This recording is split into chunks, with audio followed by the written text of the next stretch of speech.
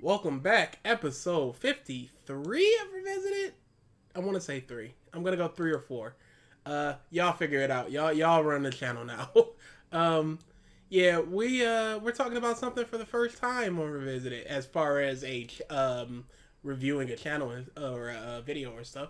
Hajime no Ippo. Why I gave up on Hajime no Ippo by ShonenGameZ with a Z, even though their header is not with a Z, and they are not talking about video games. Oh, how very odd. They do video games as well. I checked out the channel a little bit. No description, so it's just, hey, get in there, whatever, who cares. Ippo real good. Ippo real good. We heard a certain bit of it, and it sounds like he's talking about the retirement thing. And I don't see how you get all the way into the retirement stuff and then back up some 900 or so chapters and like, well, all that goodwill is just floundered now. This must be one of the people that are hard, staunch, Ippo must get back in the ring. Absolutely. Come on type of freak. I'm like, no, I never need to see Ippo throw another punch. Never once. Retire with his girl forever and everybody just whatever. I'm fine with his boxing career. He's fine with his boxing career. But Coach is he? Fine. Everybody's fine. Shut up, everybody. Oh, with all the... He's still wearing those weights? Oh, if my he took goodness. them off now. Oh, shut up! If Shut I had up! applied all this boxing knowledge while I was a boxer, how far could I have gone? It's the teasing that's the problem. Oh, he's gonna keep milking that teat until he gets the first splutter, and then he's gonna Ippo's back. Because now it's just like, okay, Takamura's done. He's all healing up and everything. Now it seems like it's shifting over to something else, and I don't know what that something else gonna be. So it's just like Miata. I hope not. Because they were showcasing Miata a lot on this. I'll let it build up if that's the case. But yeah, I think Ippo is. Ooh, Sendo. Sendo should be about healed up right about now. Sendo Ricardo? Nah, too soon. Why? He's got the match. No, but he still needs to train and everything. Yeah, that's what I'm saying. That's the focus. That'd be too big of a time skip. Because he has to heal his hand, he has to get back into fighting shape. They have to announce the fight, promote the fight, blah blah blah. That's 9 months. How far has it been from his first fight to now? Couldn't say. Let's even go just 3 months. I think 6 months is a pretty okay time. Because like he's been training for 2 months. I don't think it's gonna be. I don't think so. Yeah, I don't think so. But it's just an idea. I would love it because Sendo's my favorite character. So that probably the next thing is Sendo then after whatever is about to be current. But what could the current thing be? More like Kumi Ippo stuff? More like, hey, if it's slice of life stuff, give it up. Give it to me. We'll see. Maybe a trip to another country. Maybe fight one of their boxers, like Aoki fights one of their boxers. Who could say? We'll see next chapter because it seems like the Takamura thing is completely done now. As long as it's not Miata, yo, please. Yeah, I think Ippo is the best, is the most consistent manga out there. Yes, I will say that. You know what you're gonna get. And it's always roughly of that quality. It's going to go much higher at times. But it very rarely dips lower. Very rare. And when it does, it's just because I don't like Miata. It has a very high floor. It has a pretty high ceiling. But it has a very high... You're going to get a 6.5 chapter no matter what. Or better. Yeah, One Piece, you get like some setup chapters where you just go, they'll sit down and talk and explain things. And like, here's this person, and you'll get one bit of action. Like, yep, that's a pretty good chapter. But, not a whole lot happening. But with Ippo, just like, it's consistently in the 8 range, the 9 range. All right, I guess we just get into it. Oh, also, before we even start, Arrow already pointing to the subscribe. Oh, get in there. How about you... You know what? How about you what? Exactly. Hey guys, make sure to click that little bell icon next to the subscribe button in order to get notifications on whenever we upload. We're starting to really... just go to your subscription bar. Just check it out every 3 days or so. Because the thing is, I don't know why YouTubers want their audience to get that first like day one rush of views. It's not like your ads are gonna get any worse month two. It boosts them higher into the algorithm. I understand if the you algorithm. Get sooner views. Understandable, but is it like okay? Let's just say how many people are searching Hajime no Ippo that are gonna stumble upon your video because it boosted up? But then again, it could also just be in the recommended bar. It could be in a home when you press home. It'll just be sitting there. That's how those videos get there. One of our videos was a recommend. No, not revisited. A thing. Bros competition, Hot Shots Golf. It was on like the official Hot Shots Golf recommended. You know what? Sometimes the YouTube algorithm be weird like that. Sometimes they just go, here you go. You'll get tweets all the time where YouTube is just like, yo, this got 2 million views in 2 hours. Why isn't it on the trending page, YouTube? No answer. YouTube. Dude, did you see that answer YouTube gave for the dude that was like, we can't monetize our own video? I gotta go to it. Sorry, y'all. This is a little bit of just a sidebar, but the response was so terrible. It's almost unbelievable. The basic backstory is somebody is a big YouTuber, Twitch streamer, whatever, and they're trying to off branch their just Twitch clips into a YouTube channel. They already monetized the main channel, and so they're just like, hey, we hit all the boxes. Why can't we monetize? The creator is Full Sauce on Twitter. What do you mean using someone else's content? This is our own content. Come on, let us enable monetization for our clips channel. It's even tied to the same AdSense account as the other channels. The team YouTube response is, thanks for reaching out. If you are creating original content, your channel may be lacking creative value. Check out this info, and after making changes, you can reapply in 30 days. Woo! Your channel may be lacking in creative value. Wow. What a bar. So see, that's YouTube. That's not a generic form letter. That's hey yo, step your game up. You trash. Oh, it's wholly original and you still can't. Dude, you just garbage. Yeah. It's not good enough creatively. It's not us, it's you. So yeah, that's YouTube. So you don't know what's gonna hit and when it's gonna hit. Okay, but like we never advertised our Persona 5 thing, and it popped off even before Manga Common and them started getting to it. Mm-hmm. Things just hit. Things just hit. Stop trying to make them hit. I think with people just like, look, it can either go by luck of the draw and it just hit when it hits, or I can influence it a little bit and then I'll have my influence as well as the luck of the draw. So it's just like, just a multiply. I don't know. You know, people trying to make this their living, people trying to do their thing, that's them. You got to play the game sometimes. I personally don't like it, especially right here and now in the beginning when you haven't said a word, but do you think there's ever going to be a time we play the game? No. But what do you think our ceiling is? That's a better question.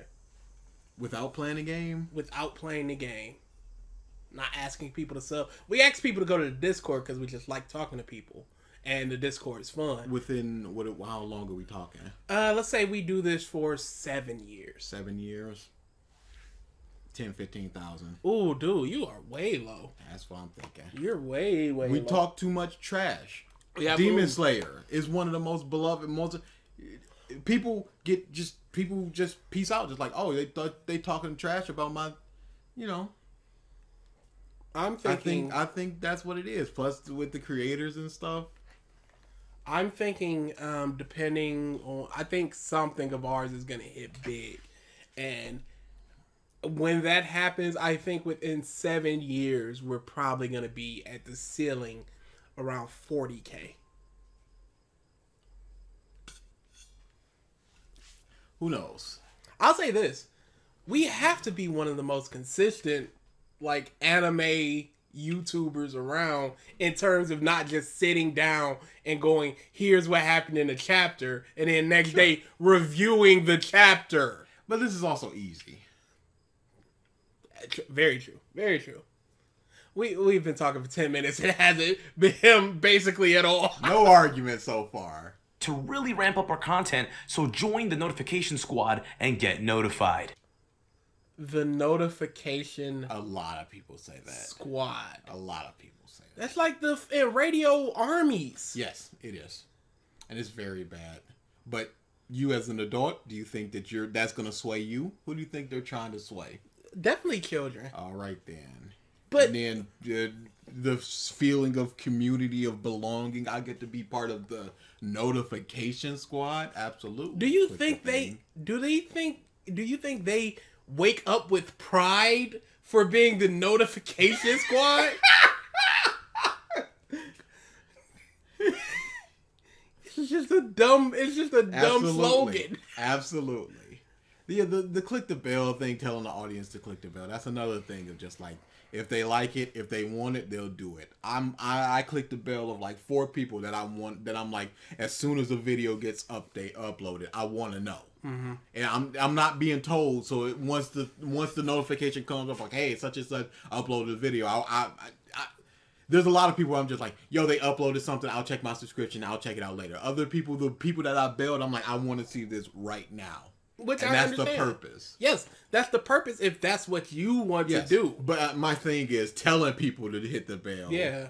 That's just like, just do this for me. Even though you don't want to watch it as soon as possible, just do this. And if you did want to watch it as soon as possible, you would know to do it. And thus, it's just, I just don't like it. Yeah. I don't like telling people what they naturally should just want to do if they like your content enough. Because we never tell people to hit the bell, and there's several people that'll be in a live stream. It's like, I hit the bell and set a reminder and everything, and then nothing popped up. I'm sad. How much did I miss? We never told y'all to do none of that. We don't tell people to do none. I'll upload a video, and within 7 seconds, it's got a like. Like, we don't tell people to do that. Just do it on your own. I understand it was only 11 seconds of the video, but it's still very annoying. Translates to first step. There's been a long-running meme that Ippo, from Hajime no Ippo, is a character that takes the first step, and with every new fight, he takes another step forward. For long-running fans of the series, we've been watching Ippo. We've been relating to Ippo. Is that a meme? I don't know, but I'm not in the Ippo community, Yeah. so maybe it is an Ippo community meme. But what couldn't you say that about? Who stays stagnant after a fight, really? Who doesn't learn something or just like, hey, that trick worked or something? Couldn't tell you. We've been there for every step of the journey. Makonoichi Ippo fits this weird role. Yes, he's sort of like your average shonen hero protagonist, but he's also different. He's better. Okay, yes, he's absolutely better than most shonen pro tags, but at the same time, different does not mean better. No, just different in and of itself is not better. But Ippo is better.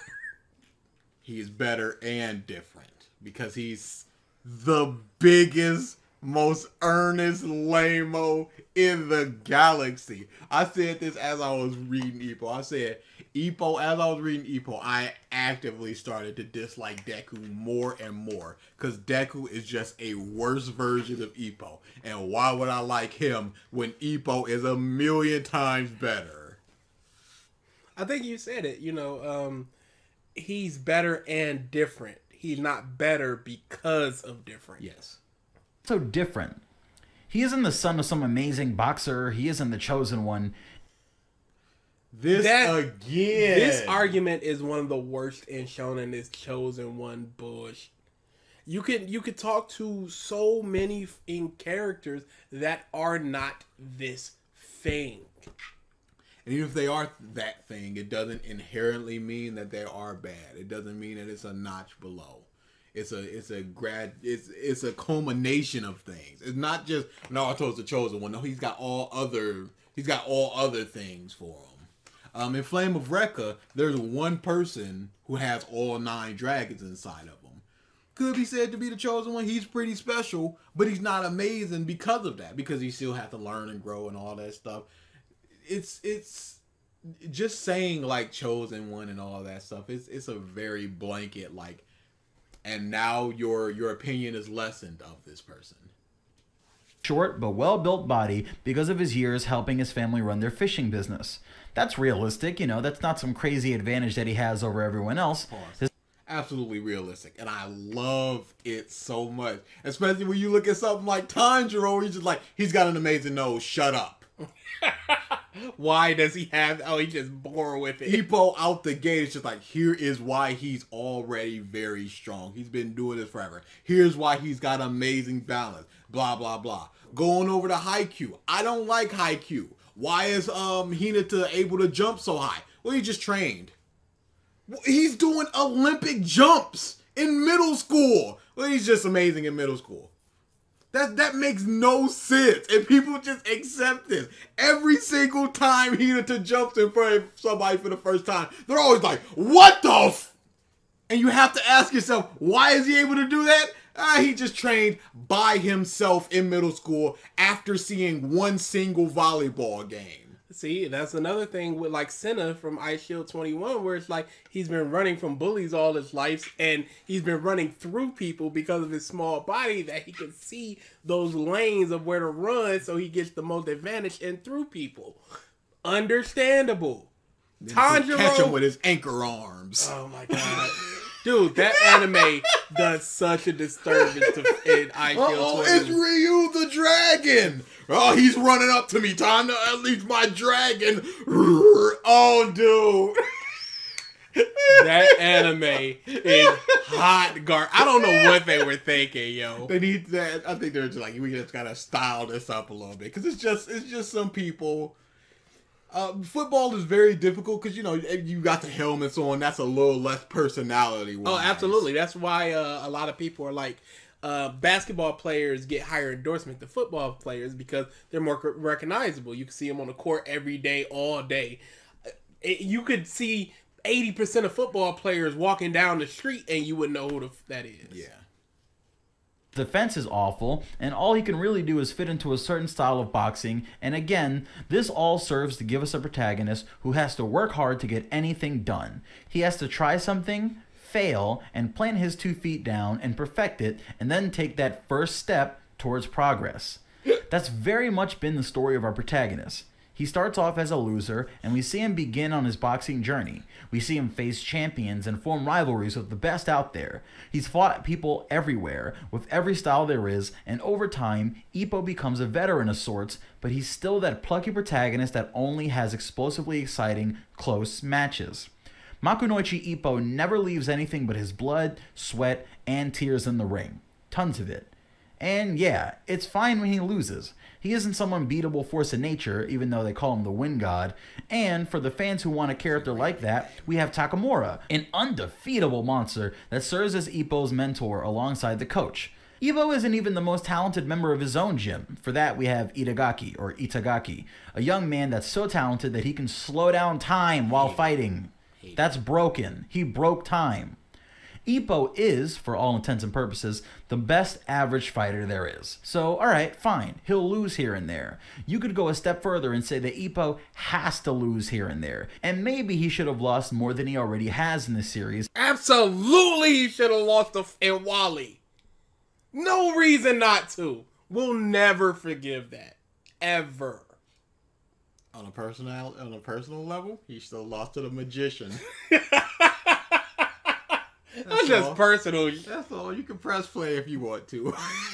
As his record currently is 23-3. So before you comment on this video saying, "Oh, you guys are just mad that Ippo lost," who is this Kermit mother? I always hate when YouTubers do that and then they put on a voice of a silly person, like a Southern drawn or something like, this is you. Yeah. If you got something to say, this is what you sound like. Don't be this silly person in the comments. They're making the point seem sillier by also adding a silly voice. Not every main character can win every fight or match or something. He has to lose sometimes. Let me tell you right now, if that's what you want to comment, leave right now. This isn't a video where I'm whining about Ippo losing. I mean, it is, but it definitely goes deeper than, I wanted Ippo to win and he lost. That game looks flames. That's pretty fun. Okay, so let's talk about Makunoichi Ippo's record and why I'm done with Hajime no Ippo. Ippo has 10 matches in a row where he wins. Those matches weren't going against chumps. Ippo's coach wants him to fight against strong guys, but he also wants Ippo to face certain challenges that'll help him become a better boxer. He fights people with all sorts of boxing styles. People with absolutely ridiculous range, like Mashiba Ryo, whose flicker jabs could keep people away, and also they could cause severe damage at the same time. There's also Sendo Takashi, who's basically... But outside of the Wally fight, there isn't really a fight where I'll just go, wow, that was some bullshit. Ippo should have lost. We see the tenacity. We see how he wins. Yeah, he does a cross block or something. Yeah. Or goes between somebody's punches, or just that last little surge of when he's falling down, he just punches somebody from a weird angle and wins. He hits a little bit harder. He stays up a little bit longer. That's what it is. I don't see the point of like complaining about his win record when we see it and it's completely believable. Except for the Wally fight. Which I'm still fine with. Why? It's fine. He was getting ran through for literally 98% of the fight. And then he went, no. I choose not to lose. is equal in every way. Sendo might even have more power behind his punches than Ippo does. The point is, Ippo left it all in the ring and he went from a complete rookie to #1 contender for the JBC featherweight title in 10 matches. He fights Date Eiji, a man that's already a veteran in his field and also a man that was preparing to challenge Ricardo Martinez, the best boxer in the entire series. But this is after him winning the tournament. Yep. You see him climbing up the ranks. It wasn't him fighting 10 bums. It was him fighting 10 strong people. Strong-ish people. Strong-ish people. Strong enough that they are ladders up until he gets up to our boy Date. Right off the bat, this is someone that has a giant advantage over Ippo. He has experience. While Ippo was on his 11th fight, Date Eiji has already been in 20 wars in the ring, and taking on Ippo would be his 21st. When Ippo lost to Date, we as fans were surprised, but mainly we were surprised because it was Ippo's first loss. Some people raged, but others applauded George Morikawa, the mangaka, for giving Ippo a loss. It was... Who would applaud him for giving Ippo a loss, especially against the champion who's going up against the world undefeated dude? Who raged? Who raged? It's a loss. It was a reasonable loss as well. We saw how he lost as well. Okay. Nah, he should have won, blah, blah, blah, punch hard. No. He lost. Yeah. Like, it sounds like Ippo fans are a little fanatical. Yeah. Which is... It's not a great frame to be in, but I wonder if it's just the most zealot. Is it the most vocal people? Because celebrating him getting a loss and also raging that he got a loss. Like, I don't understand. Try to make him the sort of protagonist that wins every match, and his... Pretty brave. Lost. It was pretty brave to not try to make him the sort of protagonist that wins every match. What the are you talking about? How is that brave? How is that brave? What protagonists do? I legit cannot remember the last protagonist that has never lost a fight.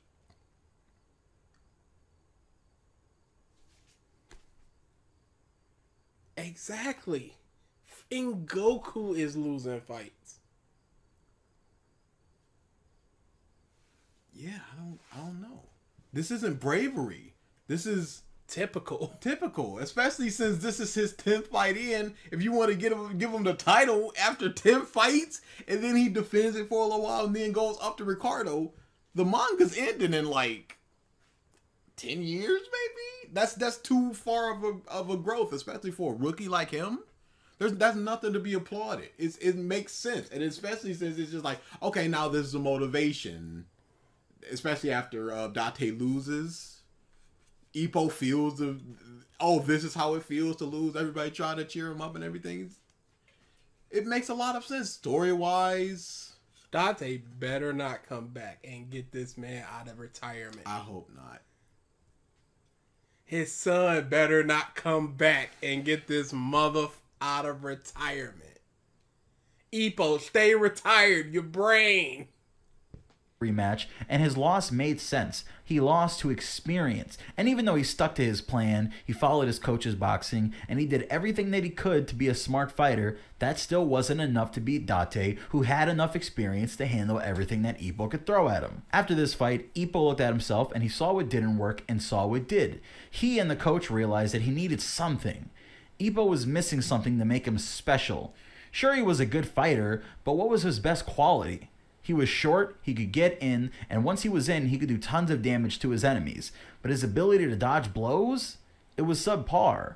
How could Ippo dodge his enemy while still closing the distance between them so he could deliver powerful blows? The Dempsey roll was the answer to that. The Dempsey roll is a technique that lets him bob and weave. This was your video. I just want to say. He is just saying what happened. This is 5 minutes in and he's just going, hey, he lost a couple times. Hey, next week is the video I wanted, and watch the vastly superior video. Goodness. In a figure eight pattern, giving him arguments, momentum to shift into his opponent, and lets him also dodge and generate enough force to hammer in on his opponent repeatedly until their bodies give out. So after losing his 11th match, Ippo comes back to win 13 matches straight. A legendary run, and he not only comes back to win the JBC featherweight title, but he defends it 8 times. He also fights several other champions from other parts of the world and starts to make a name for himself, but his peers start moving on to the world stage. Most importantly though, his number one rival, Miyata Ichiro, was getting further and further away from Ippo. You see, Miyata was and is still Ippo's idol in tons of ways, but he also serves as a way for Ippo to test just how great his boxing truly is. To Ippo, the only person that he has to box, no matter what, is Miyata. It's almost like every fight is that so he can fight Miyata. This isn't a Naruto Sasuke situation either, because the feeling is mutual. Miyata more or less tortures himself in order to make a match of Ippo possible. He stays in a lower weight class by starving. I don't know, I thought it was going to be the retirement, but it could be the retirement leading to the lack of Miyata fight. Which is just as gross. Yes. Okay, before we even get there, I've had this argument when the retirement was first shown. Sometimes there is no storybook ending, especially in boxing. Sometimes a mother was champion for a couple times, and then they just gotta go. They don't get that fight they always wanted. They don't get to go to that title or that weight class they always wanted. It just stops. There's absolutely nothing wrong with it, especially since there were multiple opportunities for the two of them to fight, and either one or the other denied it. Or while Miyata just went crazy and broke his hand on somebody's face. Some dude. Just some guy. Struggles in matches even though he's massively talented and would do better just one weight class up. Miyata waits for Ippo for a long time, but during this 13 win streak that Ippo has, talks between their gyms break down and it's decided that they probably won't fight. But then there's a glimmer of hope. Maybe they can meet on the world stage. Maybe they can fight with the world's eyes on them. In any shonen series, we expect the main character to fight his main rival at some point near the end, so that they can settle whatever it is that they have to settle. That's even... This is a subversion of expectation by a lot of people's estimation and critique. That's a good thing. Mm-hmm. He's not able to fight him. We'll never know. I find it very funny that you're clapping for Ippo the character because it's different, but now you're mad for Ippo the series because he's doing something different. I find that a very odd, parallel. Yeah, that is extremely odd. whatever it is that they have to settle. That's even more the case in Hajime no Ippo. The relationship between Miyata and Ippo is so important to the story that even when George hints that Ippo and Miyata will never fight, we just see it as a tease, because of course they will. This is like Naruto and Sasuke never fighting again after their first fight on that rooftop. You see both of them grow at the same time, you see what Ippo could do, you see what Miyata could do, and you can't help but wonder how a match between them. You see what Miyata could do? What's the last thing we saw Miyata do? Has he improved vastly from what we've fought some dude? And this isn't analogous to Naruto and Sasuke, because Naruto's whole thing is, I'm going to bring you back. Ippo's whole thing is, what is strength? How do you become strong? He'd like to fight Miyata, but it's not at the end of the day. Miyata could do, and you can't help but wonder how a match between them would go. I can't. Who would win? That's the allure. I mean, I can't help but wonder how a Sendo and Ippo match would go nowadays. The f that mean? I don't never need to see these muffs box. Can't help but figure out what a Ricardo Ippo match would go. Not gonna happen. Can't help but think what a Takamura Ippo match would happen. Not gonna happen. Can't help but think, but what if Date Ippo post Dempsey role would have happened? Not gonna happen. But this is gonna happen. Ippo's coming back. He's gonna. You know what? You're talking about the time skip. Ippo time skip. I can come back. I'm healed up. I don't want an Ippo time skip. Nope. I don't want him to be back in the ring. Nope. But it's happening. These people will not allow it. Yeah, these people are frenzied. And it's a problem because the mangaka keeps teasing it. If he would just let up on it a little bit, but so many people have to be like, you know, oh, the weights. Oh, look at his form. And Ippo sometimes be like, well, look at this. And I wonder if I... You know it's going to be and Kumi sitting them down and going, is this what you want? And it's gonna be that bullshit. I hope that Kumi lays the chips out and just go, me or boxing. She'll become the least popular character in the manga, but it will be worth it. Those dream matches that happen so rarely are the best part of the sport, because they take two people and put them in a match where either of them could win, and you have to rack your brain. Okay, those dream matches that happen so rarely. So you are saying that for the majority of dream matches in people's heads, they do not happen. Yeah, like it's, there's so many things that you could just sit down and think about, just like, again, Buggy versus Kuro. What would that fight look like? We'll never know. It's funny because a lot of the reasons that people think MMA came up is because, or UFC came up, is because Dana White gives fans the fights that they really, really wanted. Whereas boxing, you'll want to fight today, and they'll wait 6 years until you get it. And the people are just like, it's... Whereas, oh, you want McGregor versus X? Oh, well, let's do it right now. And you have to rack your brain and have heated discussions with family and strangers and random people everywhere about who might have the edge. We've actually seen this recently with Conor and Floyd Mayweather's match, and that's a good example. The hype behind that fight, the media circus, the trash talk, the heated debates. In the Hajime no Ippo fandom, that's what's been going on with Miyata and Ippo fans for at least 20 years. Could you imagine? Floyd and Conor's fight hype lasted about a year before they actually squared off, but could you imagine 20 years of it? Even the Floyd and Pacquiao fight, which people waited for forever, didn't have this amount of hype generated behind it. Okay, but enough. Going back to your example, the Naruto Ichigo thing, yeah, the Naruto Sasuke thing, what was it, about 7-8 years since their last fight? Something like that. And it only happened because Sasuke did a last minute heel turn legit out of nowhere. And the reason that the Pacquiao Mayweather fight did not have the hype that it should have had is because it was teased like 3 times of happening before, and they just kept going, nope, nope, nope, nope. And eventually interest waned.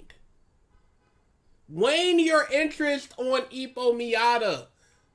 Man, I do not like Miyata. I find his fights boring. Yeah. I find him boring. Yeah, a calm, cool guy, back against the wall, arms folded. Here's the analysis of what's going on. No thanks. Yeah, no. Behind it. But enough about that. You'll see why that was important to explain in a second. So Ippo's 25th match was against Alfredo Gonzalez. Yeah. Alfredo Gonzalez is basically the number 2 boxer in the series. He's the boxer that's the closest to beating Ricardo Martinez, and once again, we see Ippo in a situation where he's fighting a mastercraft boxer with an insane amount of experience, but now things are different. Ippo has special techniques, Ippo has experience, also since for 24 fights, he's been absorbing information.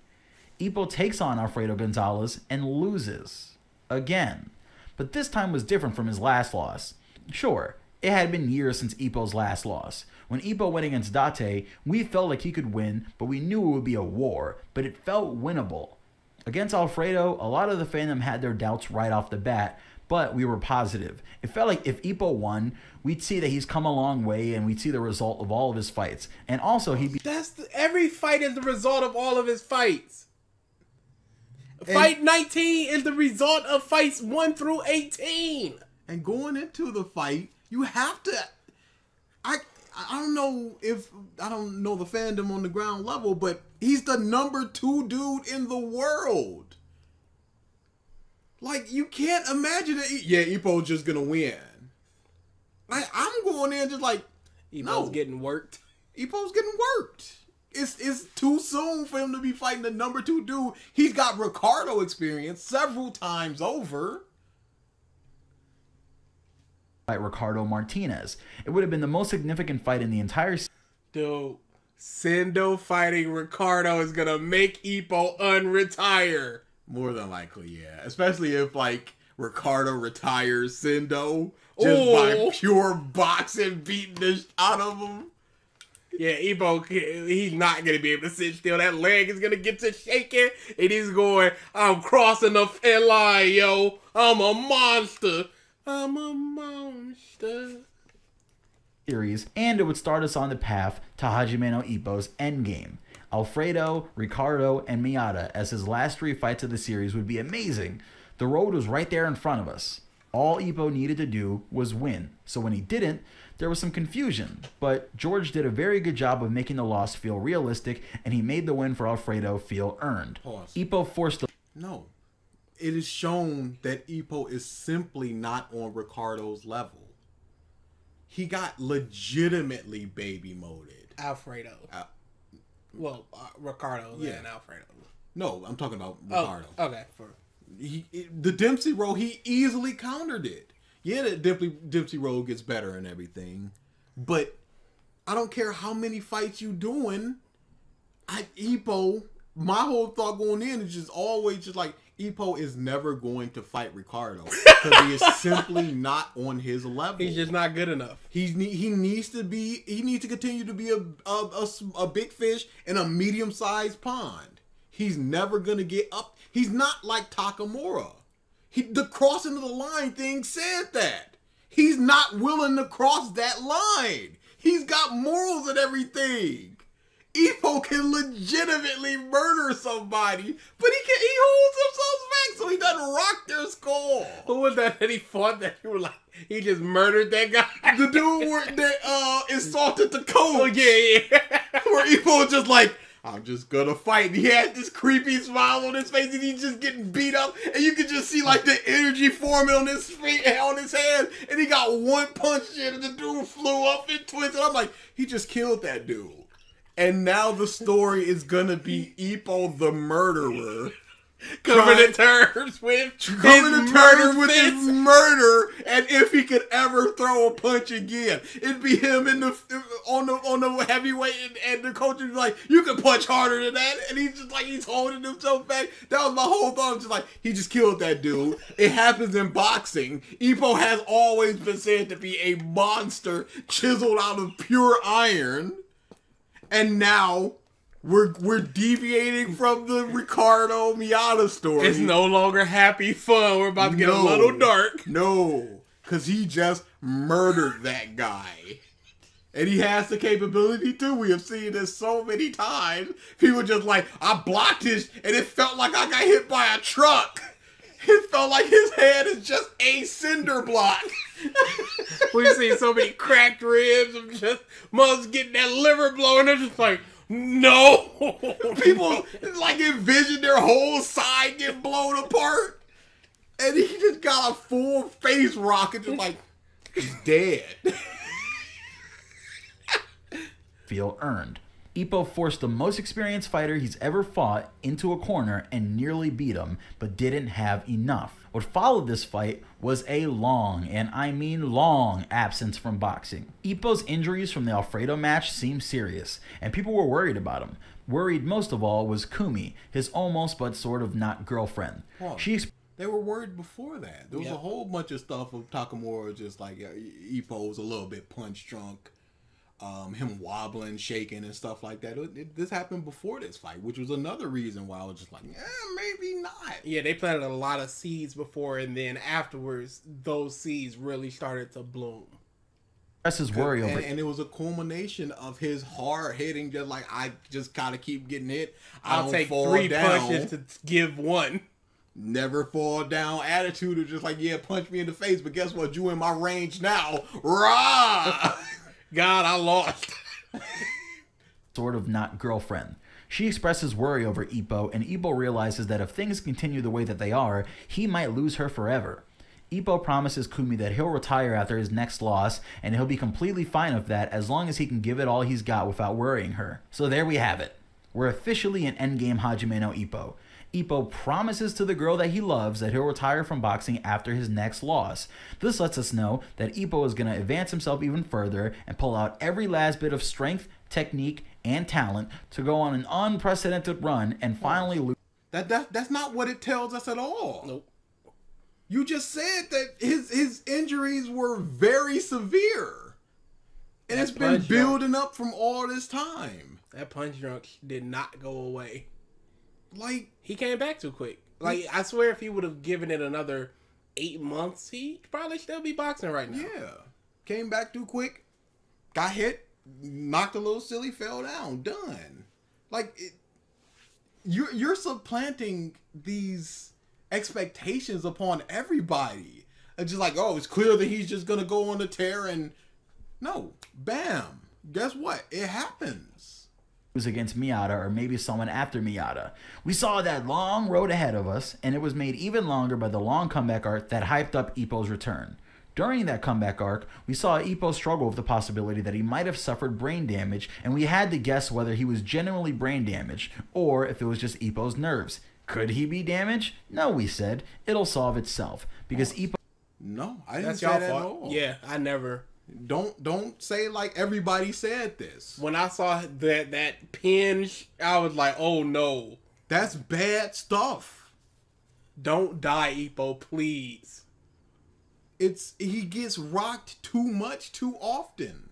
Especially for such an inexperienced boxer. What was it, the 11th fight where it's just like, I just don't know what happened for like 8 seconds there.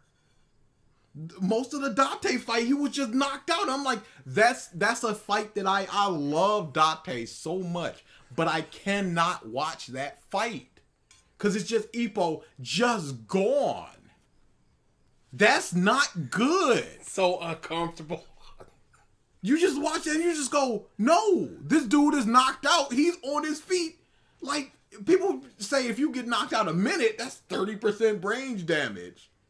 And he's just on his feet. Just on like, his feet. How was that? What happened on that round? I don't know. I'm like, and Date got 2 fights, and I can't watch either of them. has to keep fighting. At the same time we're wondering this, Ippo is solving his biggest issue. The Dempsey role needed to be adjusted. It needed to evolve. We see Ippo go through hell to evolve his Dempsey role to a form that can't be countered. The comeback arc is filled with flashbacks, and every character puts their trust in Ippo. The coach, more than ever, has his hands behind Ippo, pushing him forward and helping him to take that next step, while nurturing and teaching Ippo. So again, just to round up, we have an Ippo who has a new technique that he wants to show off for the first time. We have an Ippo that has the faith and hopes of everyone in his gym, including his boxing peers from all over the world. People he's beaten, lost to, everyone has their hopes in Ippo's return. The Wind God was set to come back into the ring against a timid boxer named Antonio Guevara. Guevara actually reminds me of Ippo early on. He's a timid but very pleasant and nice young man with a talent for boxing through tons of hard work, and that's another reason that we believe Ippo was set up to absolutely destroy Antonio. Because narratively, Ippo has evolved from who he used to be. He's no longer the kid from the beginning of the series. But no, you see that and your mind immediately go, yes, he's going to destroy this dude. But then you go, why would he be put up against such a rookie boxer? That makes no sense. We know Ippo is better than just this bum. And your mind instantly just goes, what if he loses? Well, if he loses, he retires. If he retires, it's just done. But it's not. Shut up. Ippo has to beat someone similar to himself to continue, and his first... What? Why? Narrative, thematic, circular... those types of things. That's the argument. So he needs to defeat his old self in order to advance further in the world of boxing? What type of nonsense is that? That would make sense if he decided to cross the line. Yes, that would make... You know what? If he comes back and his match is this dude, and this dude has been boxing and going up the ranks, that makes a lot of sense. At this moment, no. Just the thought of he has to defeat his old timid self. On what grounds? His old timid self has got him this far. 8 title defenses. Going up against the #2 dude in the world and almost beating him. Match back. Beating the magician. Oh my god. Someone so similar to him really served as a way for him to quote-unquote beat his old self and move on as the new Ippo. Antonio has an advantage over Ippo though. He's a southpaw, and Ippo has very little experience against southpaws.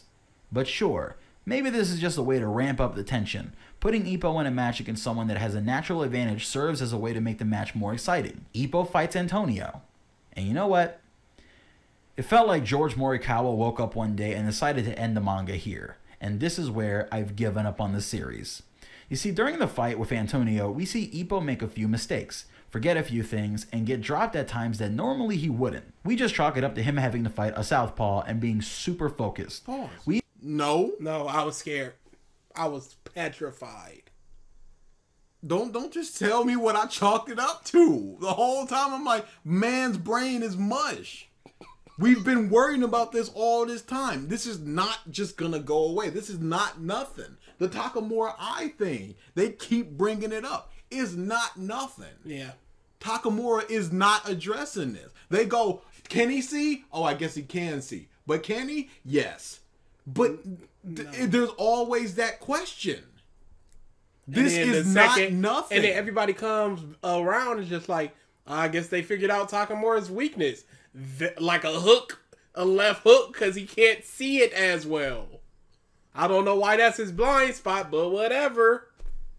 It's not nothing that they would spend so much time just going, does he have brain damage? Look at him not being able to write a straight line, headaches, nausea, all this stuff.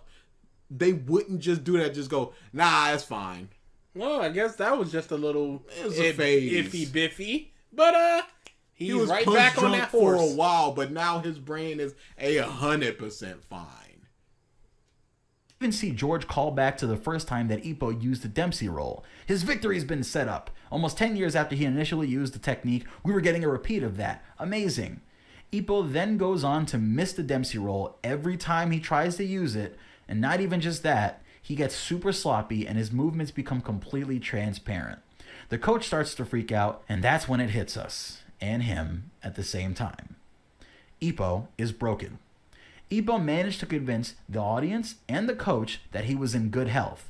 Pause. I wasn't convinced. No, I was not either. There's been too much shown. There's been too many doubts in his own mind to be like, Ippo is fine. He's good now. Ippo is punch drunk, meaning he can't judge distance correctly, sometimes his body doesn't listen to him, and his memory blacks out. He shouldn't even be in the ring. In his state, he has no business boxing. But Ippo tells us that the only reason he got into the ring was to show the coach that the coach didn't waste his time on Ippo. He wants to show the coach the new Dempsey role that they've been working on together, to show that all of their hard work wasn't for nothing. That even if this is his last fight, Ippo can lay it all out on the table and prove to the coach that he wasn't a waste. And Ippo proves exactly the opposite. He abandons his coach's boxing, he repeatedly tries to connect the Dempsey role over and over again, and after giving the saddest speech ever in his thoughts, the perfect Dempsey role, the one that could never be countered, the one that we've been waiting to see for 135 chapters, the move that the amazing shonen protagonist's speech led up to, was countered. And Makunoichi Ippo collapses on the floor and loses. And with that, Hajime no Ippo ends. Does it actually end? No. But for me, it does. Wow, what a baby. What? I needed my fight. And because I didn't get my fights, it's gonna happen. Unfortunately. Because I would be 1,000,000% fine just watching Takamura rise through the ranks, seeing a Aoki fight every now and then, 100%. and Ippo and Kumi just being cool and awkward together. And Kumi just going, tell me everything that he did with boxing today. Because I'm trusting y'all to push him away from coming back. Because if I hear anything, it's y'all next. 100% fine with that. Like you said, it just happens. He didn't get to show it off. Yes. And again, it's so funny that you went, Ippo is different and better. He's different, and because he's different, he's better. But this is doing things so differently than what other shonen would do. Because you keep saying, this is the time for the shonen stuff and the shonen rival. And then we don't get it, and now you're mad about it. You're saying it's bad. Well, I don't know if you're saying it's bad. He said that was where Ippo ended for him. Yeah, but that's just a disappointment thing. It doesn't necessarily mean it's bad. But it's just not, it's not praiseworthy now, huh?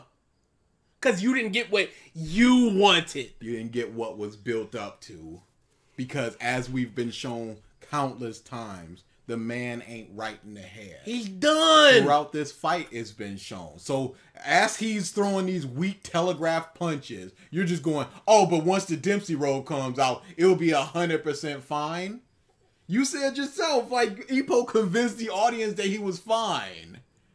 So, as the fight has progressed, you go, oh, he's not fine, and therefore, he cannot pull off this incredibly difficult and precise move, because he can't throw a straight punch without getting countered. For me, this is the end, because everything that I thought Makunoichi Ippo stood for got thrown out of the ring. He fought with total disregard for his coach's boxing, he fought with a total disregard for everyone else's wishes, and most of all, he lost a fight that he was set up to win for 135 chapters. Ippo fought for redemption, but in his quest for redemption, he threw away everything that made him so great in the first place. So what are we left with? Isn't that the low point of the pro tag before they come back?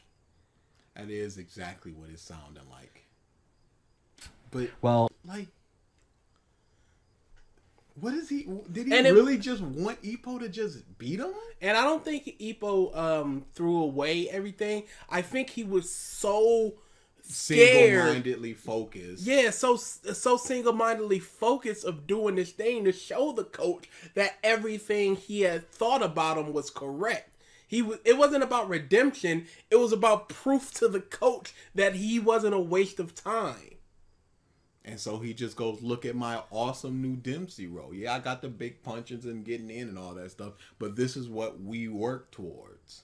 Nobody in the world is doing that but Ippo. So he's just trying to show the coach that. He's trying to show the world and the coach. He's trying to show the world what the coach did for him. And we've already been shown that Ippo is very single-minded. He's very focused on things. He loses sight on things quite a lot. He doesn't even realize that Kumi likes him. So, of course, he's just going to be like, I just got to hit. Yeah, my punches aren't connecting. Yeah, I'm getting wobbly. Yeah, I got punched slightly once and I fell down. But as soon as I hit this, it's all going to be fine. So what are we left with? Well, Ippo is brain damaged. In this state, he should never get into another boxing match again. But even beyond that, let's... Not necessarily brain damage. He could have just been very rocked, and he came back too fast, and he was not recovered in time. He was not. His brain was not fully healed. Examine our options. Apparently, George Morikawa has released on his Twitter that Hajime no Ippo was going to continue after this, so we have to assume that Ippo is going to get back into the ring, or the series is going to shift focus. Here are what I think the 4 options are for what's going to happen next. So this is right after. This is just like a reaction. He was just so mad at this chapter that he was just, I gotta put something out. That's what it seems like. 1. Ippo retires from boxing after his brain injury and trains a new boxer to take over and fulfill his dreams. Cool. 2. George somehow finds a way to fix Ippo's brain injury, and Ippo comes back after a long comeback arc to continue boxing, and the story continues like we thought it would before this fight. Ooh. Option 3. Ippo retires and comes back after a long time skip to give it another go. He's learned to better control his body, and he gets more used to his brain injury. This is what I call the Rocky option. Option number 4, in the final option, we find out that Ippo isn't actually brain damaged and that there's some other fixable explanation for his poor performance. Yep. Here's why all 4 of those options are unacceptable. Wow. You got 30 seconds each, bruh. Let's hear it. And maybe not even that, because you're probably going to go like, subscribe, and all that for like 13 seconds. Option number 1. This option is unacceptable because I don't want to see Ippo training some other boxer. Pause. It's unacceptable because I don't want to see it. This is not what I want, so this is unacceptable. It's not illogical for the story. It's not illogical for the character. It's just something that I don't want. No attachment to seeing Ippo train some kid. Fans of the series have been following Makunoichi Ippo to see him follow and fulfill his dreams. The entire series being... What's his dream? What's his dream? What is strength? You done screwed up already right there. What you tell me right now what Ippo's dream is? A fight with Miata? Is that Ippo's dream? Once that happens, can Ippo happily retire no matter what happened? Win, lose, or draw. Even if he trips and just breaks his ankle. He got his fight. What is Ippo's dream? In fact, like it's just to figure out what strength is. It can't be to fight Miata because that's not even a dream. That's a goal. That's a desire. It's right over there. We just got to try to figure out what it is. A dream is like, I want to be the richest CEO in the world. Something that's very difficult to obtain. As opposed to, oh, these two people just got to hash out a date and a time. That's what I realized, that a good number of Ippo's opponents had a strong reason for boxing. Ippo's goals thereafter were centered on fulfilling the coach's desires. I agree with all you said, and it's just a bunch of people agreeing. Yeah, and people are saying that Ippo's goal is weak. What is Ippo's goal? What is his dream? The fans have been following the dreams? What dream? You gotta define that. You gotta show evidence for what it exactly is. Training someone else would be awful and would make the entire series feel pointless. In what way? He's passing on what he and the coach learned. He can now live vicariously through somebody else of similar build, seeing them grow up, seeing what mistakes he made, and trying to fix it with the other person. This is not... He said something that I... Training someone else would be awful and would make the entire series feel pointless. That's what I was looking for. The series is not pointless if you enjoyed yourself. This is 1,000 chapters. And now the final 200 chapters of Ippo training another boxer now makes the entire series pointless. We're watching Ippo's journey in boxing.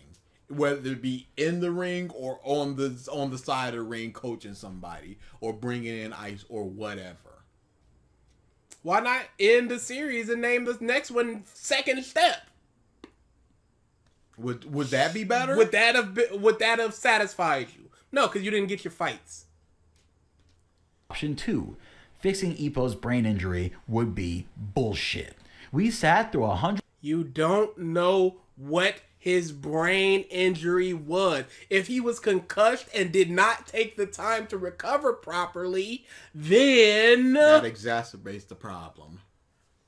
But if he's punch drunk, that can be healed with time, with therapy, all this other stuff. If he's just gone, he's just gone. Didn't he go to a doctor and the doctor was just like, hey, I don't know exactly. I think the doctor was just like, he's fine. I think so too. Punch drunk cure. So punch drunk is just CTE.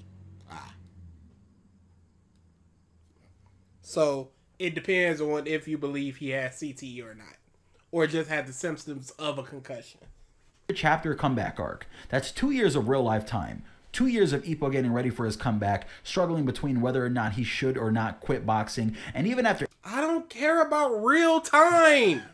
This is the Dressrosa argument where it all happened in a day, but it was like a year and a half. I don't give a shit. Yeah. How long was it between are you punch drunk to get back in the ring? Quit boxing, and even after everything he's been through, he lost.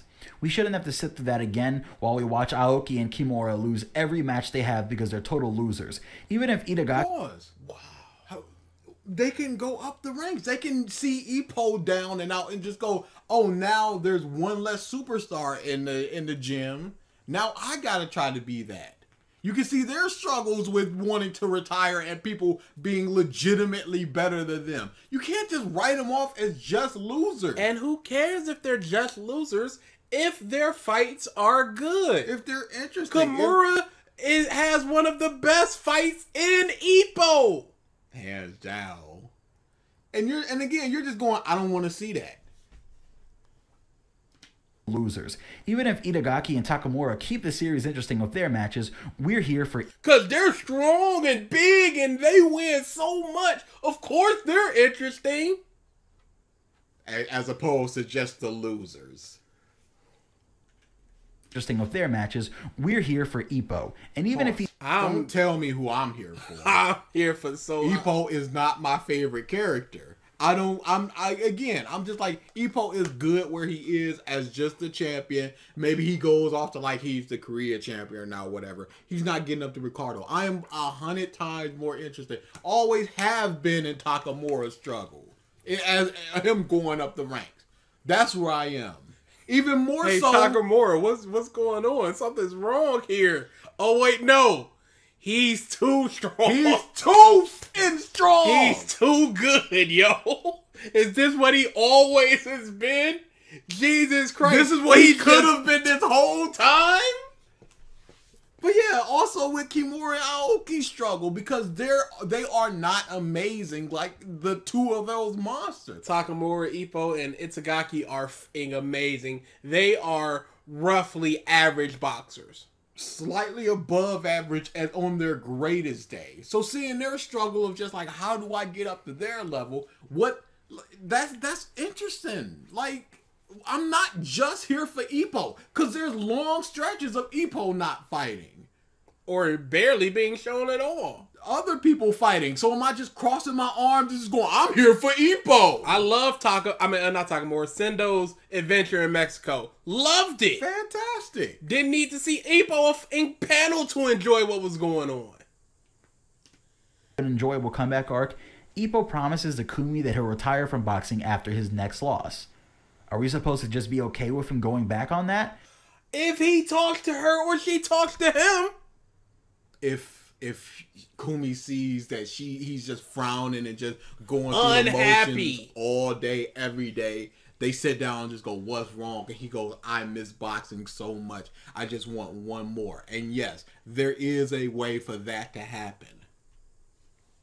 That's when they hash out their feelings. It's like, look, Ippo, I love you. I don't want things to happen to you. I don't want to take care of you when you're 48 and drooling out of your mouth. Like I may have to do with my brother. So, this is it, and then we get together. That's what I want. Are you okay with that, Ippo? And then we get a whole bunch there as well. We get Ippo back to the ring, the love confession, a promise for the future, one more good match. We get a lot with that. She sits him down and goes, "What do you want out of boxing?" And he lays out 2 to 3 things, and she says, whether you accomplish these things or not, once you get there, you're done. I want to fight Ricardo. I want to fight Miyata and maybe something else. Not a world title or something, but I want to fight Ricardo. I want to fight Miyata. Once you do these 2 things, you are done. I will support you up until that point. If you try to go beyond, I will not be here when you get home. There's almost infinite ways that this can go. How though? How could we possibly accept him just talking to another human? You think he's just gonna secretly box behind her back? The f is this?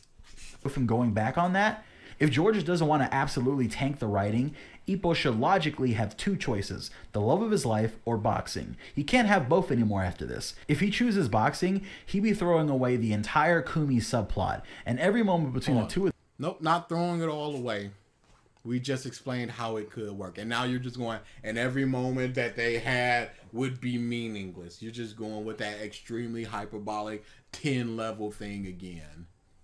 Them would be stepped on because we'd know that in the end, the reason they didn't get together isn't because of something meaningful. Option 3.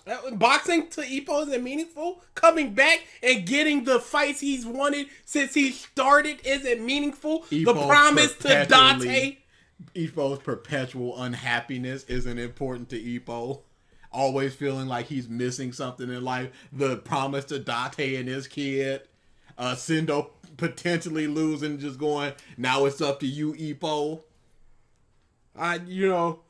There's someone that hits even harder than me. Points in the audience. Ippo looks around. What could he be talking about? Oh, I want to see them box. Yo, I can see Ippo doing some bullshit like that. The Rocky option. I've already seen Rocky. I don't want to see Hajime no Rocky. So I don't want to see that. So I've seen it before. I don't want to see it. Hey, you've seen the pro tag fight their rivals. You've seen the big comeback and the win and all of that stuff, right? Unleashing their secrets, improved. Why do you want to see it for Ippo? You can't be doing this. Why do you want to see it for Ippo? You've already seen it, right? Whoops, hoops, humps. I guess we'll never be able to get a rematch between Ippo and Sendo because we've seen it already. Why would I want to see that again? I've seen it. That's not an argument. No. And option 4, Ippo isn't actually brain damaged. Cool. That would be way too convenient, and we still run into the problem from option 2. How's it convenient?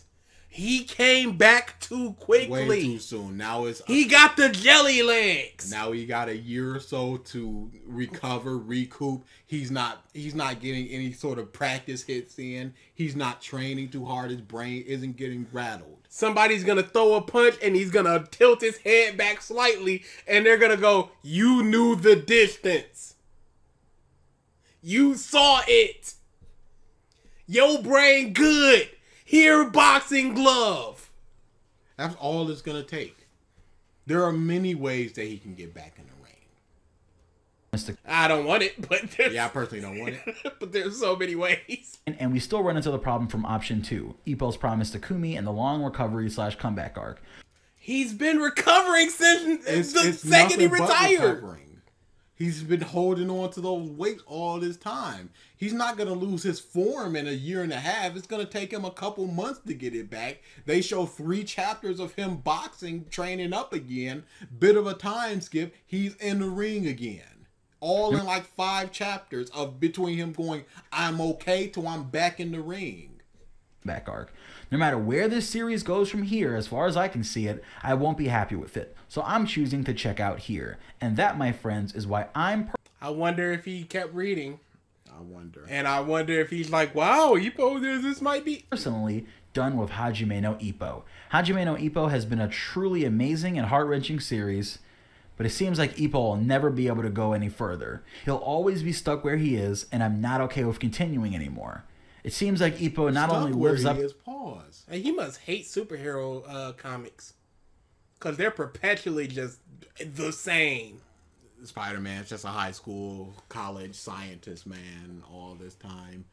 But he's going down a different path of just like coaching, and he's putting his all into it like he has with everything. Just him just like in this room just going, I got the chair, it's on the side, it's on the top, it's on the side, it's on the top. Oh, I can do this, I got it, I got the juice. And then he fumbles the first opportunity that he got.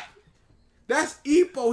He earnestly puts his all into everything. If he was working in grocery store, he'd be the best bagger there. Because that's just what Ippo is. You can't just tell me because he's not boxing that his story, what he's going through, is not interesting. Him just training that dude and just going, you use the coach's boxing for nefarious purposes. How dare you get pinned, slaps him, and then just go, I deserve to be punished. My hands are so strong, yo. Please lock me up. To his name, but he's also trapped by it. Because remember, Ippo translates to first step. He's taking his first step. That was a terrible video, but it's like a -7 because he filibustered for so long. It was a poor choice. Probably 6.5 for me. He said basically nothing and then whined for the last of it. This was a terrible choice on my part. Yep. This is why viewer request month is a thing. Yeah, but I you lost think my juice. You think there's gonna be any better? No. Okay then. Wow, what a baby. What a baby. It's not what I want. Things aren't the way that I want them to be. Ippo's so different, and because of that, it's so good. Oh, they're doing different things than other shonen? Ooh. So bad. So not no. Unbelievable. Unbelievable. Very reactionary. That did not need to be a 17-minute video. Because it was just mostly explaining what was going on to the people who already either know, and the people that don't know aren't going to be like, why I gave up on Ippo. Why would they watch a video like that if they're not interested in Ippo and doesn't know it at all? Who is this video for? We know all this stuff. It could have just been shortened. Like, we've seen Ippo's journey going up through the ranks, developing his big punch, and now he gets back into the ring with his bum. He loses. Why did that happen? You could have done all that in like 5 minutes, which took like 10. This was ridiculous. This was so poorly structured. Yep. We do know what we're doing next. What was the video I picked? Oceanus's Sasuke retrieval arc review. Ah, yes. Oceanus's Sasuke retrieval arc review. Coming Thursday, we're playing 12 minutes on the Twitch channel, Twitch/2200 Productions. We don't know the time. Do you? It's whatever time. Let's do like 4:30 p.m. 4:35. Enough time. Maybe ask the Discord like, hey, are you guys interested? And if you are interested, when would you be available to watch? Yeah, something like that. It's gonna be late afternoon Eastern time. Man, if anything else, I would have preferred a better structured video, more arguments, more reason, more something. Yep. This is disappointing. I think that's the worst part about it. It's just a disappointing Ippo video. I should have known where it was just the fighting, and it's just like, I'm not even bothered to be editing this. I'll just put up the first in 17 minutes of this game. That does look fun. Yes, the game looks fun. Whoever was playing it was trash, though. They were very bad at the game. Horrible stamina management. Yeah. Okay. Come on now. I would have preferred to talk about Ippo a little bit more and in depth and better. Yeah, this is a good ratio in that we barely, like, if we didn't have that whole 7 minutes of 17 minutes of, hey, stop asking for the bell, this thing would have been an hour. It's just so reactionary and just stomping feet babyish. Whoa. What? 1.1K up, 1.3K down. Yeah, because it's terrible. And people know that he just didn't really say anything. Yeah, it was just going, I'm here to see Ippo. That in and of itself is just like, well, that's just false. Yeah, people are whoo on that boy neck. On that boy Nizek. All right, good. Let me just check real quick if he's done anything else Ippo related. He has not. Okay, what's his Twitter? Wait a second. Looks like it's just all that freaking gameplay. His Twitter. He's got a website. Maybe the website is on. Maybe it's Twitter. Oh, there it is.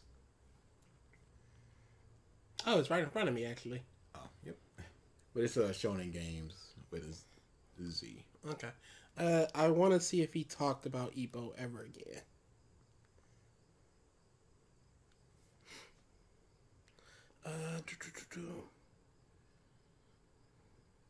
Nope. Good on him. He just straight stopped. Yep. Just in stops. Still just a very baby moment. Oh, wow. No, this guy just does not tweet a lot. His last tweets are from May. Yeah.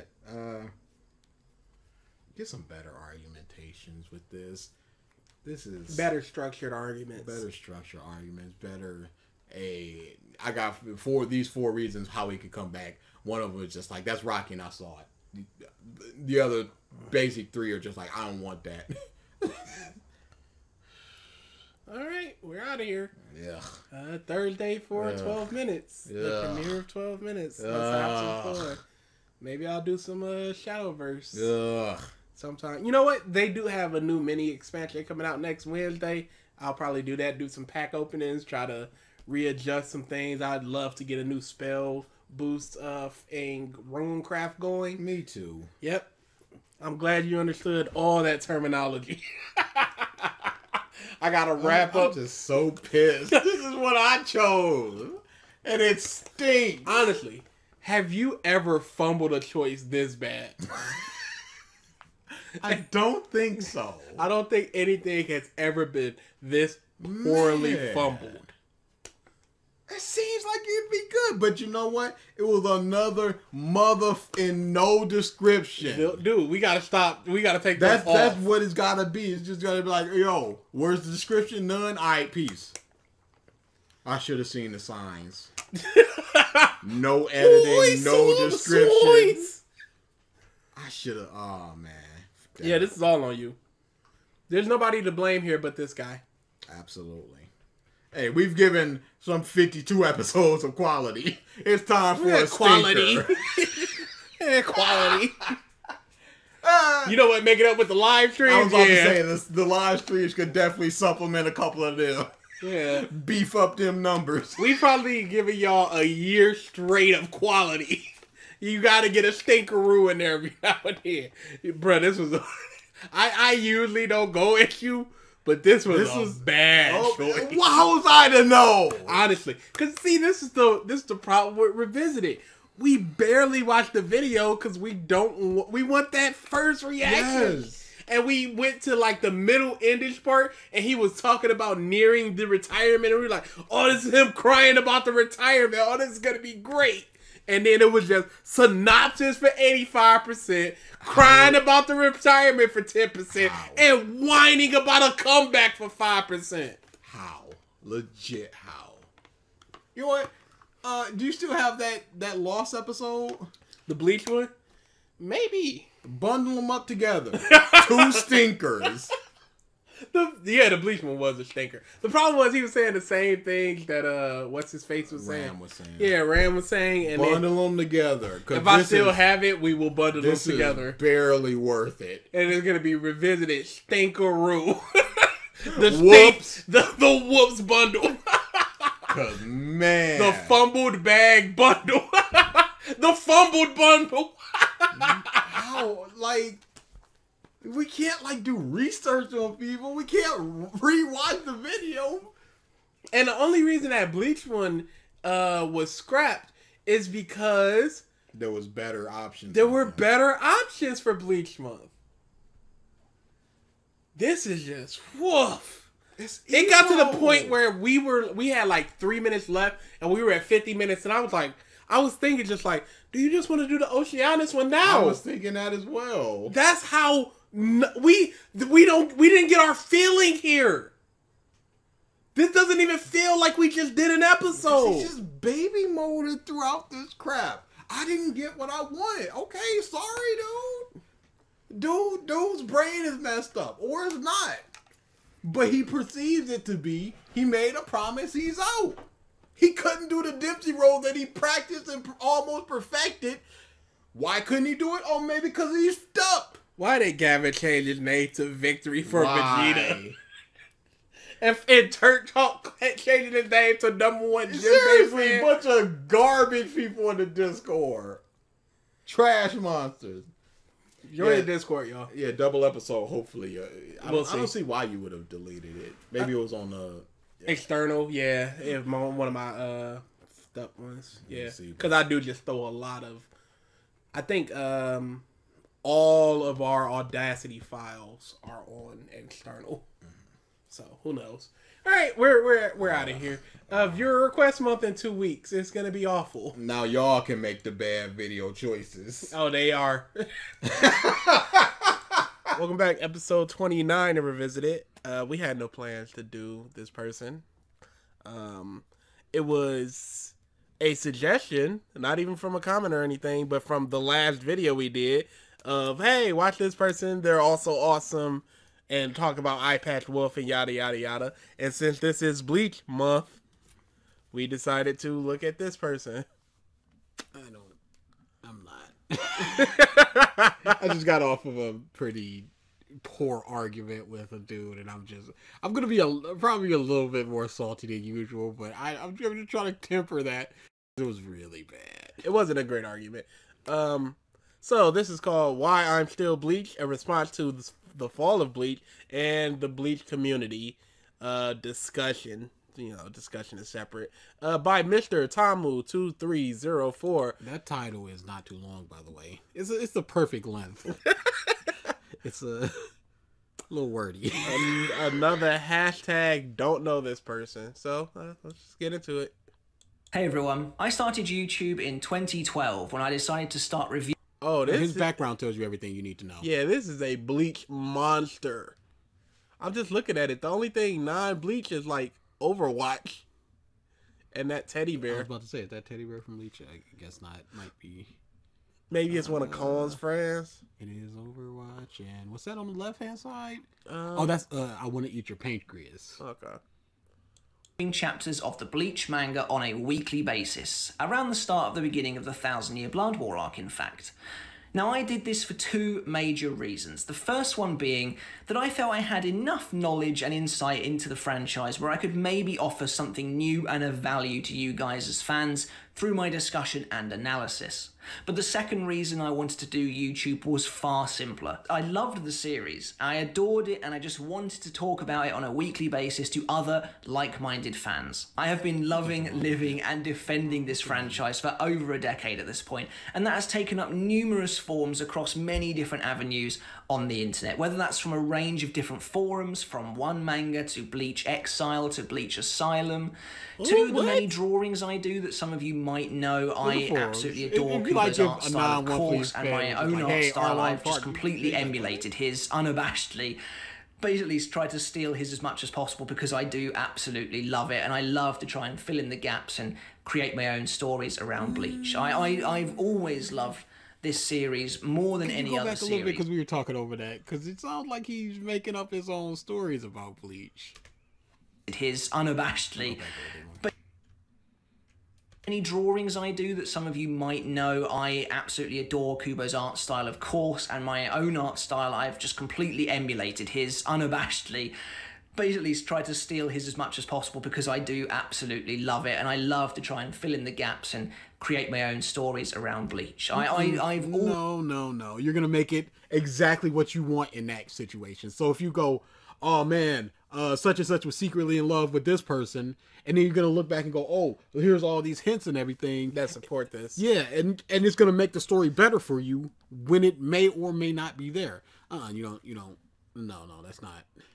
Always loved this series more than any other series. I mean, of course I do. Otherwise, I wouldn't sit here and talk about it to a camera for many, many hours. I do love Bleach. But there's been one constant, one through line I have noticed alongside the passion that I have seen from fans for over a decade.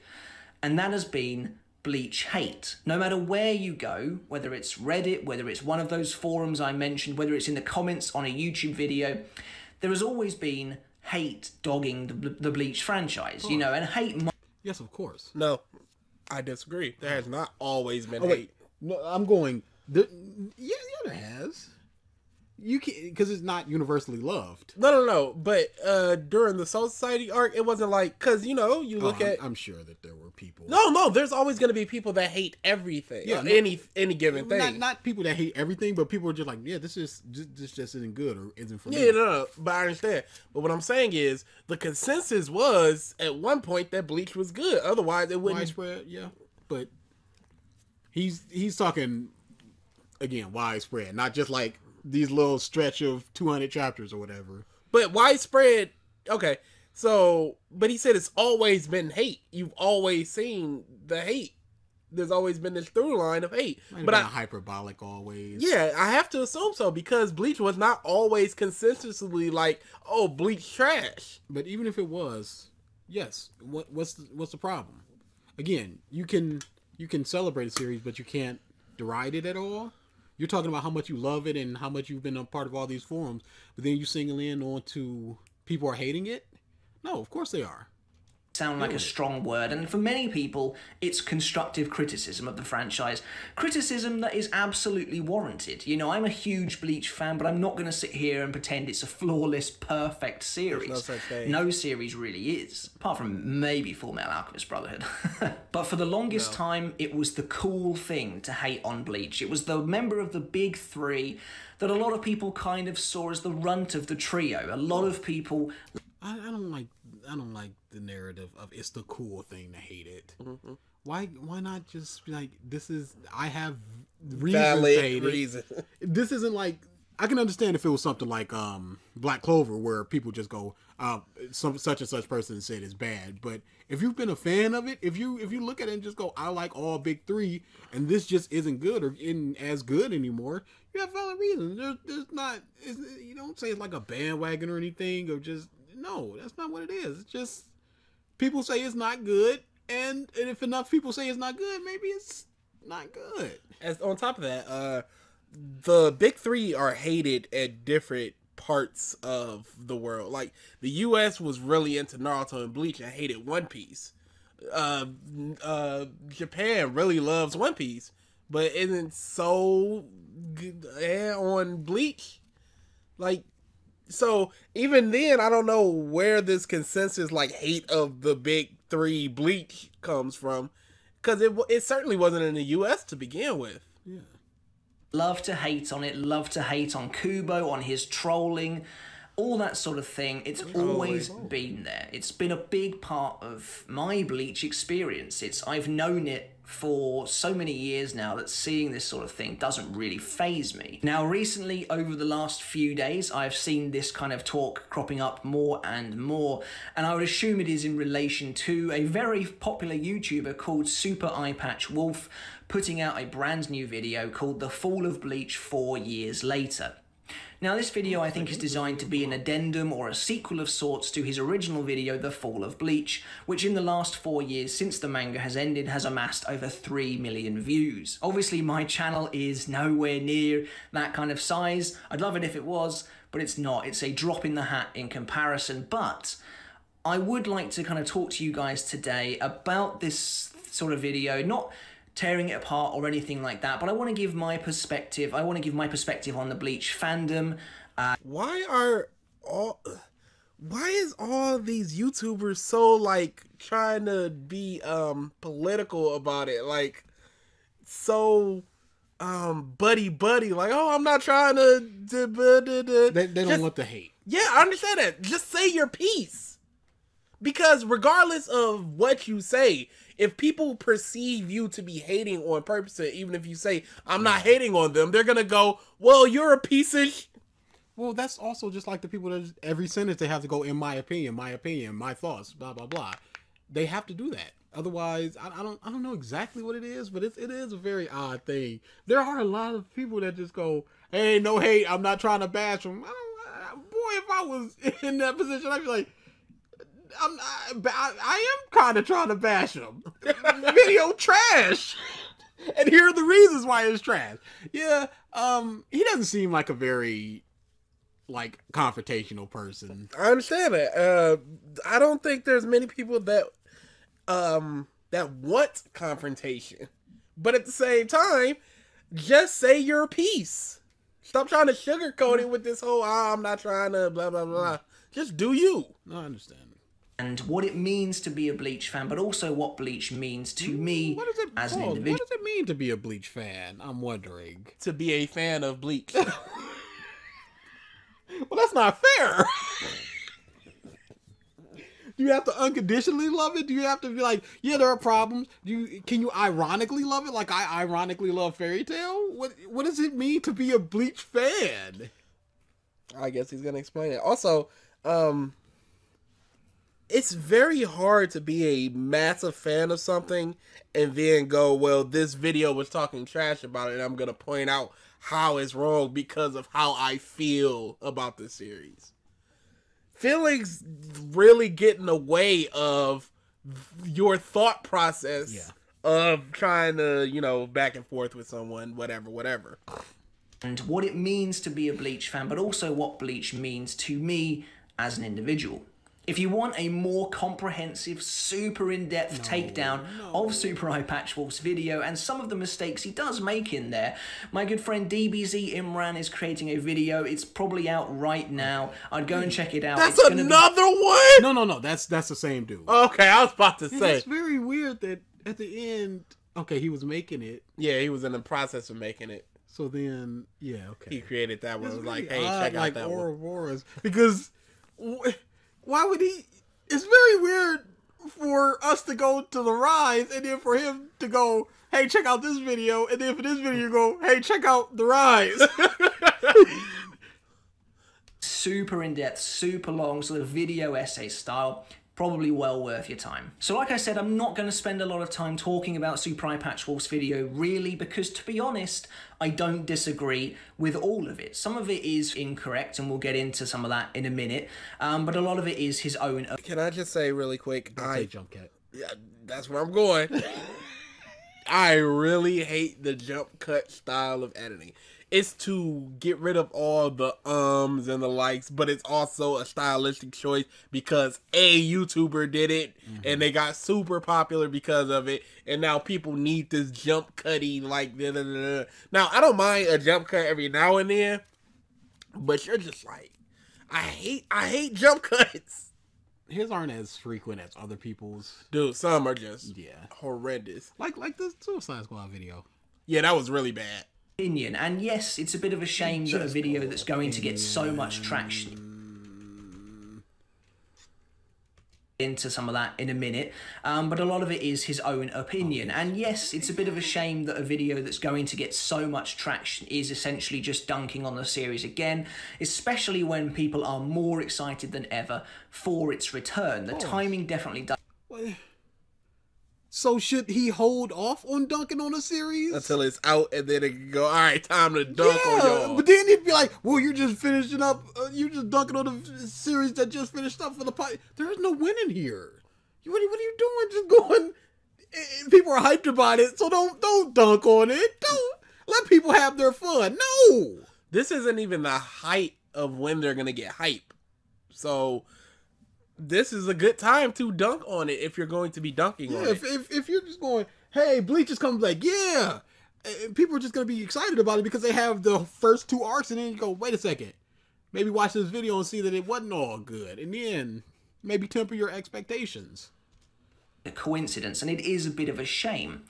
But just because a YouTube video has come out doesn't mean you can't be excited. It doesn't mean that you can't look forward to the 1000-Year Blood War arc coming back in the anime, and it doesn't mean you can't look back at the manga with fond memories if you have them. But regarding Super Eye Patchwolf's video, when the initial Fall of Bleach video came out, of course with the fond memories thing, I can look at fond memories of things and still find things trash. Dragon Ball Z is trash, but I still have very fond memories of it. It doesn't denigrate my fond memories of it or degrade it. It just means I now look at the series and go, wow, it is trash. So if you're listening to Eye Patch Wolf and you're going, I'm agreeing with a lot of what he's saying, maybe Bleach is kind of trash. It doesn't tarnish your memories. Yeah, you still have those feelings and everything, but I this is one of those ones where it seems just kind of like, don't change your opinion. Bleach is always good. Don't try to bring people down. Regarding Super Eye Patch Wolf's video, when the initial Fall of Bleach video came out, of course I saw it being bandied around, but I personally will hold my hands up and say I never watched it. At the end of the series, I was very happy with where I was in relation to Bleach as a franchise. I didn't need to watch a video denouncing the series, talking about how it had fallen off a cliff. As I mentioned earlier, the forums I frequented were already absolutely full of that opinion. Okay, but at the same time, don't you think you should watch it so you can get an opinion on it and potentially come with the ideas that they present and counter them? Yeah, it's good to know your enemy. It's good to know that these are what is this.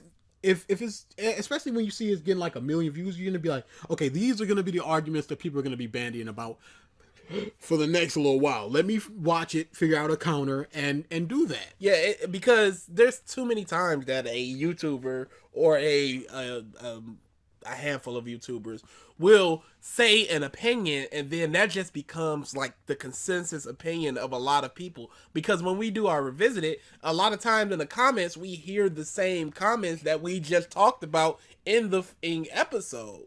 So it's so like people either pick opinions that they already saw and they made videos out of them, or people see the videos and that becomes their opinion. So it's very good to watch something like Eye Patch Wolf's video to go, okay, here's what he's saying is the Fall of Bleach, but he's incorrect about it, as opposed to throwing up your hands and going, I'm not going to watch it because I'm super happy about Bleach right now. And the biggest problem with the people that just sort of parrot back the video's opinions, they don't have any further arguments. So it just sort of stops right there. So if you figure out 1 or 2 counters, that's their entire thing just destroyed. Not necessarily, dude, you're commenting against. But he wasn't parroting back. But he had no arguments, but kept arguing. I'm arguing simply from the people that just parrot back the video's opinions. But then they're just gonna regurgitate it in the next comment. Like it's gonna be a circle of and then but the fate, don't you understand? Oh. Well, you can see that you won because you're bringing new opinions and new statements and everything, and they're just going back to the same well. I don't care about winning. I do. I care about people looking at what I'm saying and going, maybe they're correct, and I need to rethink things. Do you know how few and far between that is? All the negative comments we've gotten, that's happened maybe 3 times.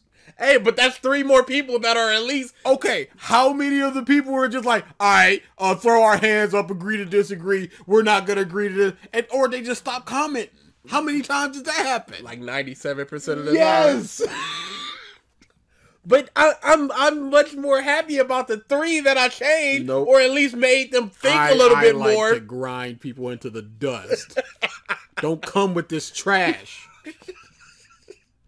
But I was very happy with the opinion I held myself, which, I'll tell you right now, I loved the series through to the very end, but it's undeniable it became very rushed at the end of the 1,000 Year Blood War arc. There were major plot points completely missing that I was desperate to see, which you'll see if you go back and see my old Bleach reviews. Things like the Soul King, the historical context to the 1,000 Year Blood War, the fact that the arc is called the 1,000 Year Blood War, but there is no flashback to the 1,000 Year War, that always disappointed me. I never thought about that. Oh, wow. That's bad. Yeah, we never see the actual war that got the Quincy's eliminated. I never even thought about that. That's real bad. Wow. That's real bad. Wow. never. Huh. Wow. Obviously, some of that is attributed to Kubo's failing health, his ill health, his torn ligaments, all of that sort of thing. He busted himself creating this weekly manga that I will forever be grateful for, because it is quite clearly basically my favourite franchise of all time. Regarding Super... Okay, wouldn't this be the time for Kubo to go back and put the things in that he wanted to put in? Yeah, we got plenty of time now. Sort of like a Bleach Kai, but manga version. There's also not light novels. People say that once the anime comes back, there's going to be little things in there. Oh yeah, that Kubo wanted to add. Yeah. I hope he adds the 1,000-year Blood War now. Eye Patch Wolf's new video, however, I do appreciate that he has gone back and made some corrections to the generalizations he made in the first video. I have watched this new one in its entirety. It's incredibly well made. I could only dream of being able to edit a video like that, as you can clearly see. But I do appreciate that he has kind of put his hands up and said some of what I said was wrong. Some of what he said now is also wrong, however, so I'd just like to go through a couple of points, pick out a few points in that video just to go over, and try and educate, really, rather than just, you know, trying to flame him, because that's not what I'm here to do. First off the bat, Hueco is not hell. There is a hell in Bleach already. It's a completely separate dimension. Hueco is just the place where these tormented souls end up. It is almost like a limbo, perhaps, for them, and the emptiness of the desert, as Kubo depicts it, is just supposed to reflect the emptiness that defines the Hollows. They are all inherently missing something in their lives that's physically reflected with the hollow hole, and just this empty, blank, white desert is supposed to represent that as well. That's basically what Hueco is. Regarding Ichigo being a reactionary protagonist, now I've got a video coming out in the future about whether or not I think Ichigo is a good protagonist or not, but I have no issue with him being a reactionary protagonist. In fact, it's actually a pretty common trope in major fantasy fiction. When it comes to these big... Now we have two separate opinions, because DBZ Ram goes, he's not reactionary. He's he's actively... And now Homeboy's going, yeah, he's reactionary, but that's not bad. But you guys recommended each other. Both cannot be true. Didn't Pinwheel recommend... Oh, he did recommend Plague.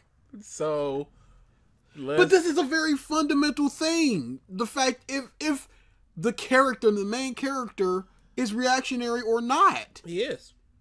All things are reactionary. But according to DBZ Ram, he's not. And if he was, it's fine. But he's not, because look at all this stuff that he's doing. Actively doing. But now, fantasy stories, whether this is good or not is entirely up to you, but it's generally the villains that are the primary conflict movers for the plot. You wouldn't have the story of Harry Potter if Lord Voldemort wasn't trying to resurrect himself and kill this boy. Okay, but here's the thing. Harry becomes active in searching for the Horcruxes. So that's what they mean by active. And, like, the villain, they have to do the thing to end the villain, of course. But he's not reacting to what Voldemort is doing, as in Voldemort goes to get the wand. He's not reacting to that. He's trying to get the Horcruxes to end the threat at the very end. I think Harry is really... I think he's active, actually. He's pretty active. First book, second book. In part 5, best book, best movie, there was a, hey, we're going over to go save Sirius. Mm-hmm. It was a very... But no, that was a reaction to what he saw from Voldemort.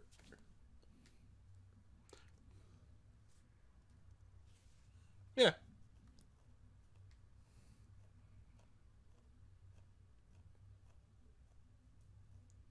Yeah, it was. Yeah, because he was in the divinity whatever class. He fell asleep. He saw he saw Sirius dying, and then he was like, "Let's go, let's go." So, regardless, it don't matter if a character is reaction, proactive. They're not negatives or positives. That's not something that I'm looking for in in a I legit don't even think about it until somebody brings it up in video where they're like, they're reactionary, just like Oceanus in Diablo or Geo, whoever it was, where it's like active reactionary. I don't give a It's fine if you care about it, but it's not something that really should be cared. I prefer a hero to have a goal to work towards, but as far as active and reactive, that's not really. Yeah, because Yusuke doesn't really have a goal, but I love in Yusuke. Just have a pretty uneventful time at school without it. You wouldn't have Star Wars if Darth Vader and the Empire didn't murder Luke's aunt and uncle at the very start of A New Hope. He would. But that's not actionary or reactive. He's not reacting to them. They go, Obi-Wan, you're my only hope. And he goes, okay, I'm going there. I got to go see Master Yoda so I can beat Darth Vader and blah, blah, blah, blah, blah. Let's attack the Death Star. It's not like, oh, here comes Darth Vader. We have to run over there immediately. And it's a whole galaxy. It does still happen if they don't do that. There's still other players in there. Leia, Obi-Wan, everybody's still rocking it. Also, why are you're confusing action and reaction with the plot doesn't happen if this doesn't happen. Those are two separate things. Just continue to live on Tatooine. Generally speaking, the villains drive these plots, and the exact same thing happens in Bleach. Byakuya arrests Rukia. Aizen rebels against the Soul Society, Ginjo seeks out Ichigo, and Yhwach invades the Soul Society. It's generally always going to be like this. I also don't necessarily agree with calling the world building poor, particularly around the Soul Society, where I think Kubo's done a pretty admirable job of creating an entire society of people with... What is their money? Oh, boy. What is their money? This is a society. How do they do their trades? What are the goods and services? What is the benefit of money? Where is the plants to grow the food that they stole? Is there something associated with that money? Like for ours, the money that we have, it's gold. Do they have something like gold? Are meat? Are they dead cows or like spirit cows? Is there even meat?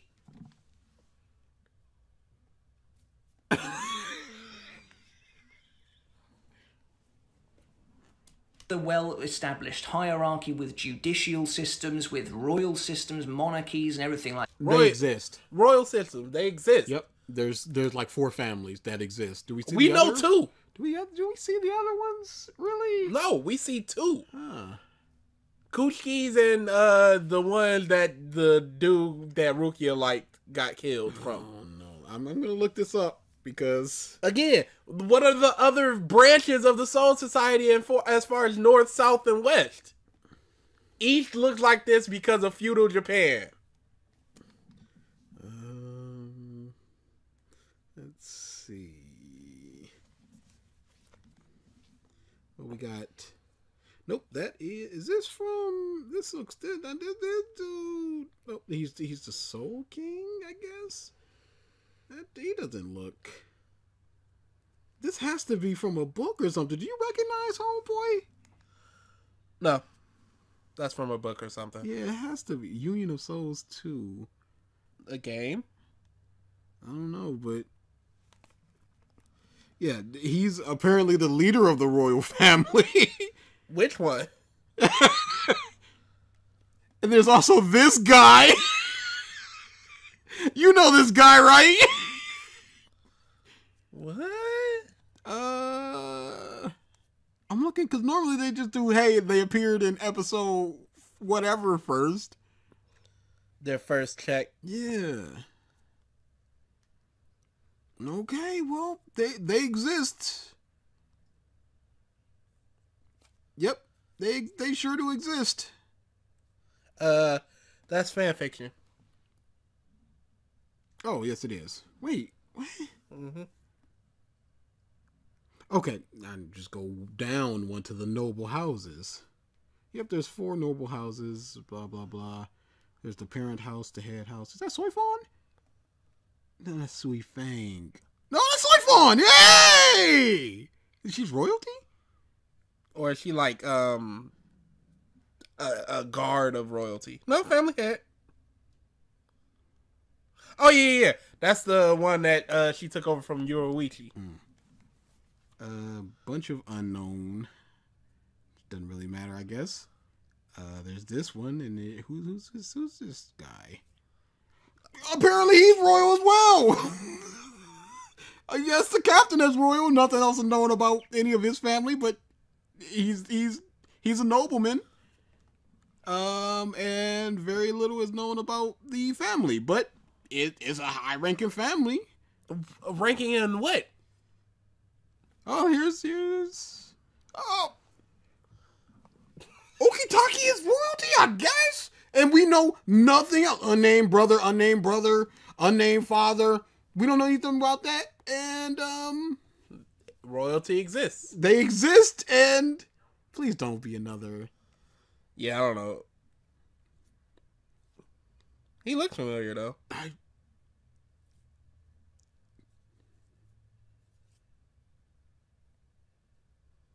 Manga, is this?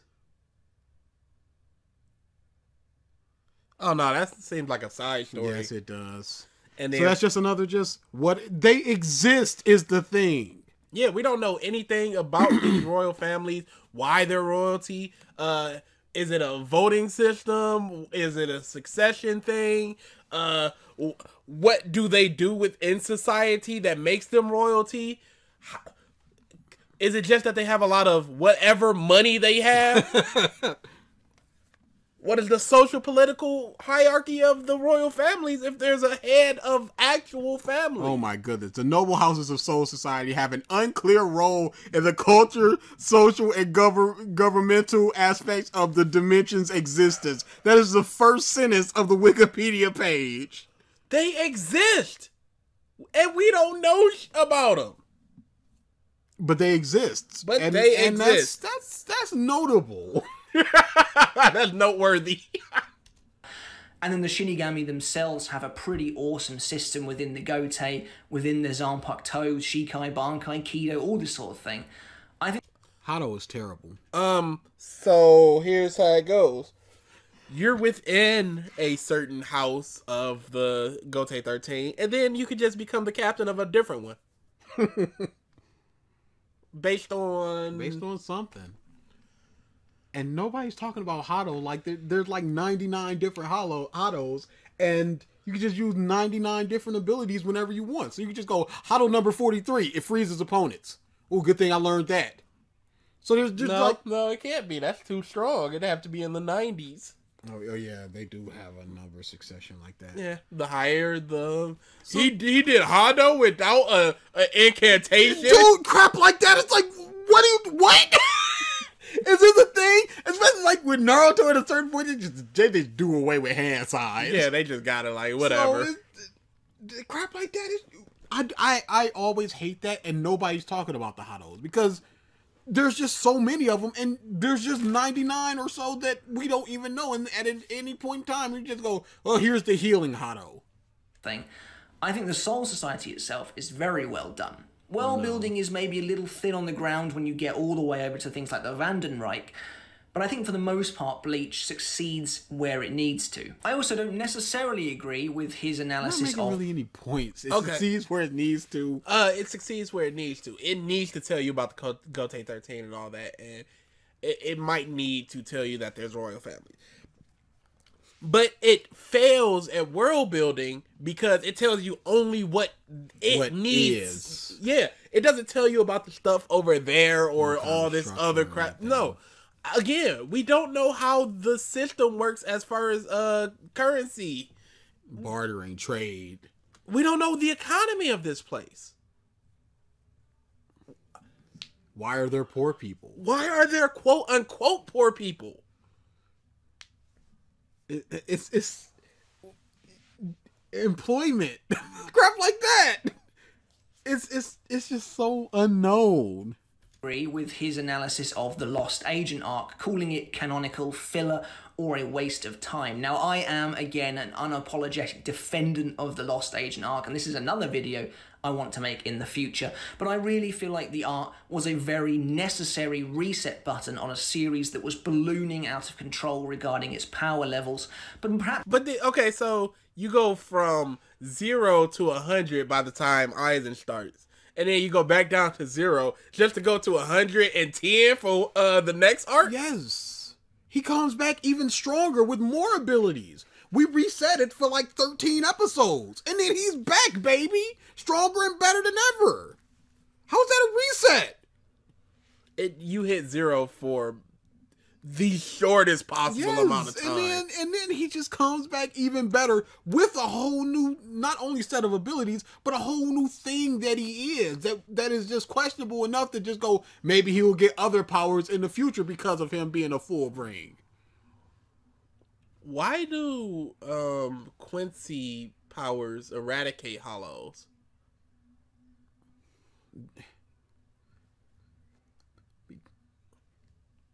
Because maybe it's like only a soul can...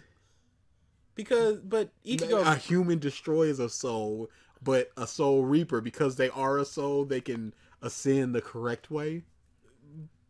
But Ichigo's part Quincy. Yes. That's why I was asking, because like when he destroys a soul, why is it still like the Soul Reaper soul? Because that's more. Is it their energy that does it, or it's active right now? If he was just Ichigo and he just had the sword without activating it, it'd be like half and half. So maybe then he would destroy it. But since it's actively, so why didn't this full bring with that hollow he fought?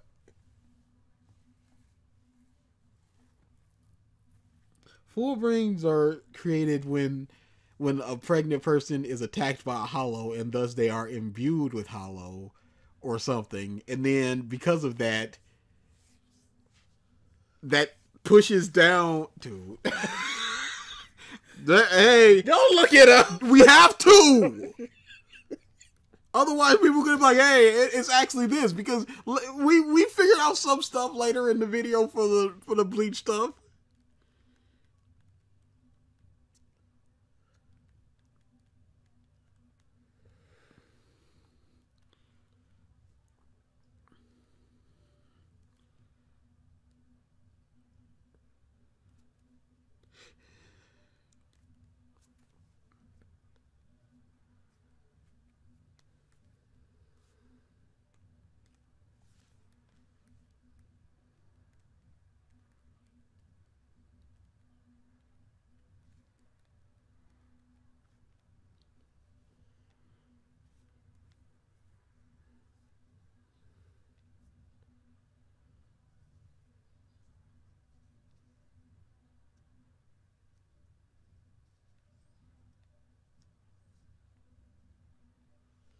It just says when a Shinigami destroys a hollow, it purifies it, but when Quincy does it, they just destroy them. Yeah, I'm looking on the Wikipedia page, and I just searched for hollows on the Quincy page. Quincy's completely extinguished hollows, thus the souls that came, blah, blah, blah. As a result, blah, blah, blah, according to... Nope. While they are trained to confront hollows in order to defeat them, just as Shinigami do, the different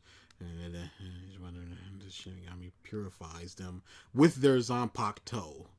So it's the sword that does it. Okay, so Ichigo just ruined that hollow, and all the full brains ruined the hollow.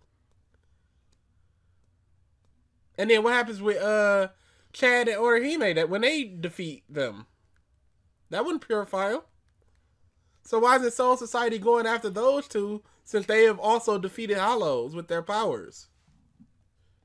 Since that would ruin the balance of souls and thus could tip the scale and ruin both worlds. Okay. Mayuri said that only the Quincy's are able to erase hollows. Based on what? What is their... Is it because of their powers? What is it? Their particular brand of spiritual energy?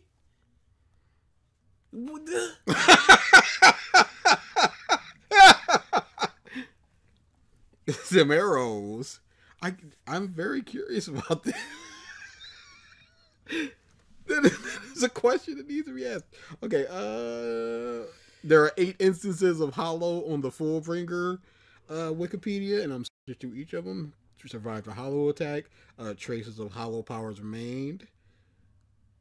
Consequently, their powers more closely resemble a Hollow's than that of a Shinigami. That's interesting. So they definitely wouldn't purify. Addition of Fullbringers, nope. Appearance in other media, nope.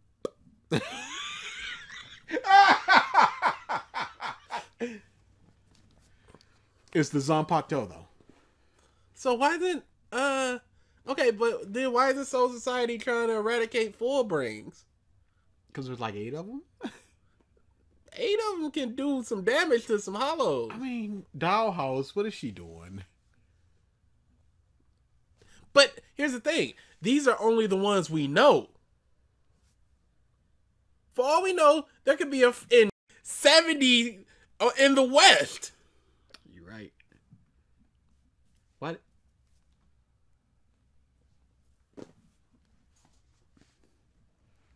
More importantly than that, it offered us real insight into the main characters, Ichigo and his primary group of friends, Orihime, Chad, and Uryu. And I think it did a really, really good job of fracturing the group, only to sort of bring it back together towards the end. I loved the insight into those. Wait, what? Insight? They were fractured because someone literally manipulated their memories.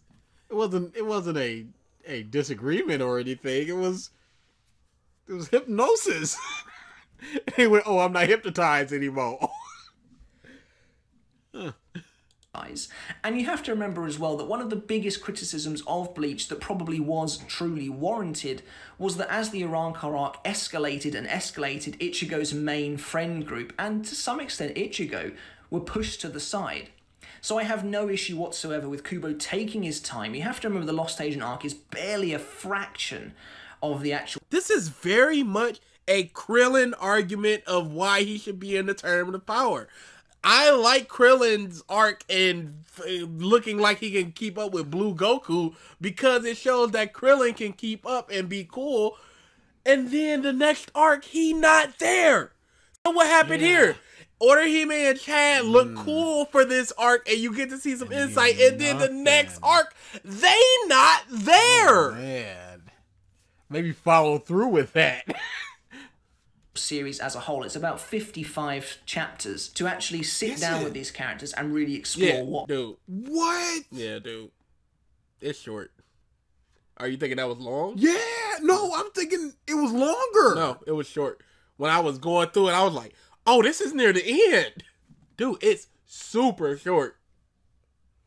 Oh my goodness. That's why I said I think the 1,000-Year Blood War was way shorter than I thought, because I thought it was going to be like a horrendous slog. Wait a second. They have all of the captains fighting the Fullbringers. Each one is like a chapter. They have Ichigo fighting most of them. Each one's like 2 chapters. They have the setup. They have the Oh my goodness, dude, that thing is over. That's like Zoe. Makes them friends. And speaking of friends and the bonds of friendship, I think the Lost Agent arc introduced us to 2 incredibly compelling characters, Ginjo and... No. That guy sucked. Because the character he was a falsity, and then the character he becomes, we barely get any insight into who he is. Just that he wants Ichigo's power or something. Why was he allowed to live? What? Tsukishima. Wait a second. And I think people always... What? What is it? Was it explained? Because he's dangerous. He has knowledge of the structure and everything, and he's also... Yeah, but memories, dude. wanted more from these guys, which speaks volumes to how interesting... No. The memory dude is cool, but he got what he wanted in the end, so I don't need any more from him. Genther, I only wanted more from him because I don't get of who he actually is. Yeah. But then by the time it ends, I no longer care. So as far as I'm concerned, the Lost Agent arc was a really, admittedly divisive arc, but I enjoyed it on a personal level. Yes, you enjoyed it. That does not equate to it being no, good. You can enjoy anything. I enjoy a ton of trash. Fairy Tail is one of my favorite things. I cannot wait to get to fairy. We're gonna have to do a Fairy Tail month, legit. There's not even enough videos for it. Oh my god. We got the 3-hour Fairy Tail boy. That's absolutely episode and then 40. Nux also made a full hour of Nobody Understands Fairy Tail. Are you serious? Oh boy, Nux slam dunking it. Are you serious? Dead. Can't wait for that. FT month.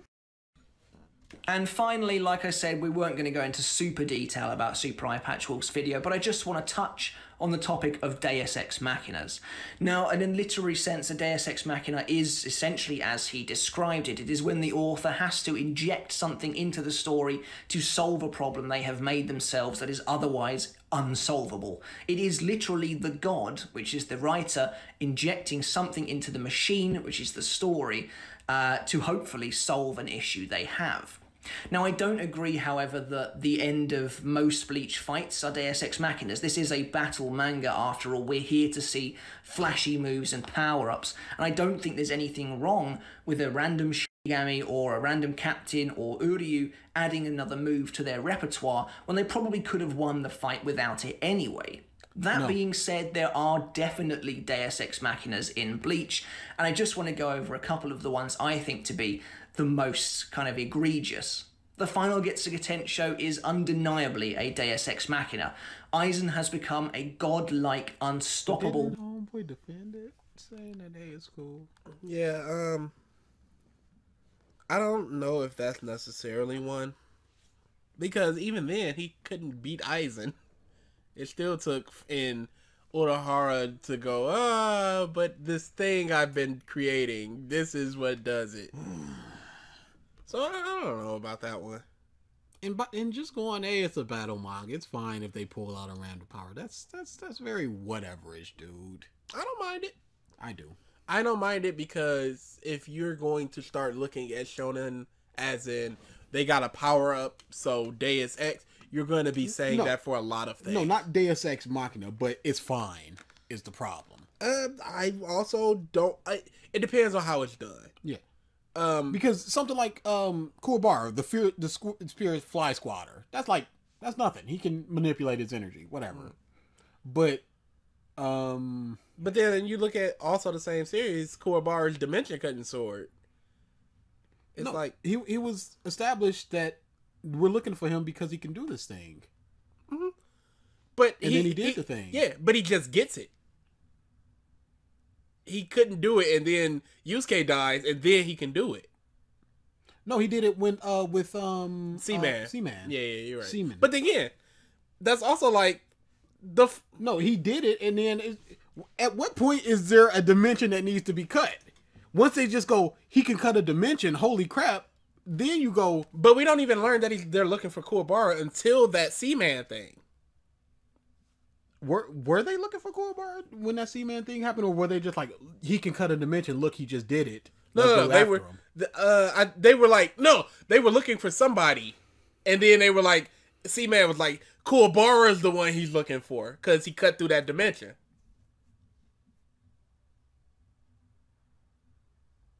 I can't speak to that because we're both just like, you don't remember? See, they're all looking for somebody that can cut through the dimension, and then Seaman sees the power, and he goes, "It's him," and then he gets cut because he was about to kill Kuwabara. Yeah, that's what I'm saying. They're looking for somebody to do it. It's not like they were looking for they're like, we need Kuwabara, but they're saying someone as a pejorative of, we're not telling the audience yet. They're looking for somebody that can do it. So that means that this power exists in the world. Mm-hmm. and he can just do it. But he can just do it. No, but that's not like a Deus Ex Machina, because it's established that there is somebody that can do this in this world. I don't believe it's a Deus Ex Machina. What I'm talking about is the power up, the random power up, and just a getting the power. I don't believe that is either, because who's to say that it wasn't like that all the time, but there was no dimension to cut. Because he didn't do it originally. He was slashing at the water. Because he wasn't strong enough at that point or whatever. Okay, so he got the power up. No, right it wasn't he got the power up. It was always there, but it just needed to come out. Okay, and how did it come out? That's like, randomly. That's like a mother, just like their baby is trapped underneath the car and they lift it up. Yeah, the adrenaline rush. Yeah. What about it? It's sort of like an adrenaline rush. It is a final desperation. This thing needs to happen. But it's a... You look at all shonen like... Well, you can look at all shonen. That's what I'm saying. Bits and pieces you can pick out, but I don't believe that particular thing is. I'm just saying, if you're gonna start looking at shonen as it got a random power up, and I need to denigrate it because of that, you're gonna start shonen as a whole. Because if a full freaking 300 episode thing, and then one thing does a random power up, and you go, "Oh, this series is trash," because no, it's got to be the certain number. Once it reaches a certain number, if it keeps doing it over and over and over again, that's when the problem comes. But one or two, that's like whatever. But he's just going, I don't. Okay, let's look at something like One Piece. We do not see them creating their moves. So when you look at something like Luffy using Gum Gum Storm for the first time, that's technically a random power. We know his abilities. We know his abilities, but we've never seen him do something like this. Him, inflate himself. Okay, look at all the CP9 fights. Yeah, CP9 fights outside of Zoro. Yeah. No, I would say outside of Sanji. Well, Zoro's really wasn't anything, is my whole point. But he could activate it now instantly. He activated it once with when at Shabaodi. And that was it. But what fight did he have beyond that? He hasn't activated it in a new world, has he? No. It was just a thing.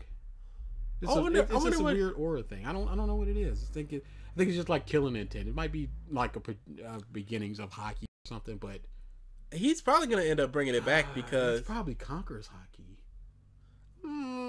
Like a fractured version of it, or maybe like a different version. Because people were like, there needs to be updated versions of hockey. Like Luffy's gonna get the updated Conqueror's hockey, Zoro's gonna get the updated armament, and somebody had a really good theory. It's just like, instead of like seeing the future or being able to see everything, he's gonna be able to like completely nullify his presence, so that his invisibility suit is like, well, if people have hockey, it's whatever. But if he can completely nullify his existence, then that sounds interesting. Yeah. What? Wait a second. Where were we? The power. Okay, yeah. You said everybody but Sanji, and I said everybody but Zoro. Sure. Yeah, I don't. The final Getsuga Tensho is undeniably a Deus Ex Machina. Aizen has become a godlike, unstoppable being who is inching ever closer to succeeding with his goal of eradicating Karakura Town. Time is short, and Ichigo needs a get-out-of-jail card quickly, or else everything is finished. But we know Ichigo can't defeat this guy. Aizen has, with basically no difficulty, defeated Urahara, Isshin, and Yoruichi, so there should be no way to see victory. Luckily for Ichigo, the final Getsuga Tensho is apparently a thing at the 11th hour that he can train in the Dangai to learn and become so powerful he can just defeat Aizen with basically no trouble whatsoever. The fact that the Dangai runs slightly and then it ran out, and then Aizen was about to kill him, and then it was like, but Urahara there. Regarding time is no Deus Ex Machina. It's actually quite clever. It's just the simple fact that Ichigo Zanpakuto has this apparently hereditary power that makes him portal was quite clever with basically no trouble whatsoever. The fact that the Dangai runs slightly differently regarding time is no Deus Ex Machina. It's actually quite clever. It's just the simple have to fact explain that yourself there. Not just saying it's quite clever and not a Deus Ex Machina. Because it would have made a lot more sense if they got separated when they were trying to go between the two worlds, and one of their groups came out 7 days later. Like, that would make a lot more sense. Which also helped, like, if Ichigo got separated and stuck in there, and then he got out, and then they were like, we just trained for 7 days. It helped them get up a little bit. But there's no, it was just like he turned his head and went, "Hey, time works differently here. How about a time chamber?" Ichigo Zanpakuto has this apparently hereditary power that makes him so strong that he can defeat this apparently a godlike being. Another Deus Ex Machina is the still silver arrow at the very end of the series. Yes. This one is very similar to the final Getsuga Tensho. It comes out of almost nowhere to defeat an unstoppable god. You could have quite easily had Yu Habark's defeat B when Ichigo stabs him in the back and then cuts him in half with the Getsuga Tensho thanks to Aizen's Kyokusui Getsu. But Yu Habark is so ridiculously overpowered that even using his foresight, he can change the future to make it so he doesn't die. That's ridiculous, and it does essentially make him unstoppable. It's also so the nonsense. only way to defeat him is to have a magical arrow that kind of comes out of nowhere that removes him of his powers long enough for Ichigo to finish him off. In theory, I actually really like the Still Silver Arrow. I think it's really poetic. I think it's really karmic defeat for Yu Habark. Remember, this is a guy who considers himself an all-father, but he has no qualms of stripping his supposed children of both their powers and their life as he sees fit. So that look on his face when he gets his own powers robbed from him by an arrow made of the blood clot that killed Uryu's mother, that's really good stuff. I just wish it was framed a little better. And I actually don't hate the Still Silver Arrow because I do like that it was foreshadowed at least a little bit with Ryuken operating on Katagiri's body. That's kind of neat. But at the end of the day, it was very convenient. It was Kubo being like, you need this arrow because otherwise you can't defeat him. And the last Deus Ex Machina I want to touch on very briefly is Nanao Shinken Hakyo. And this is another instance of a godlike enemy being completely undefeatable. Shinsui's Bankai cuts off Lil Barrow's head. Traditionally, no one can survive that, but he does. And he resurrects into an even more powerful form. So the only way to stop him is with a magical sword that comes out of nowhere that can split his powers and allow him to be defeated. We've had no inkling that Nanao Issei could wield a sword like this, or that she even owned a sword like this, until this very fight. That's what makes it a Deus Ex Machina, the fact that it only appears now. What would have been nice, how I would have changed this, is I would have incorporated it into some kind of Soul King backstory. Way back when Yu Habark is maybe talking to Ichigo about the Soul King, he says, you know, his body was split by the sort of magical Issei sword, something like that. And then you'd be like, Issei, that's Nanao Issei's family, isn't it? Does she have some kind of familial sword? And then yes, she does, and she can use it against Lil Barrow in the future. That's just with a line, just went, hey, that's those are the that'd three be like major whatever. Deus Ex Machinas that I wanted to talk about. But as far as Super Eye Patch Wolf video goes, I don't think every kind of power up in the series can be considered a Deus Ex Machina, which can quite easily be considered just another kind of feather in each Shinigami's cap. At the end of the day, Super Eye Patch Wolf's video is just another YouTube video, despite how it actually is and how it probably will be.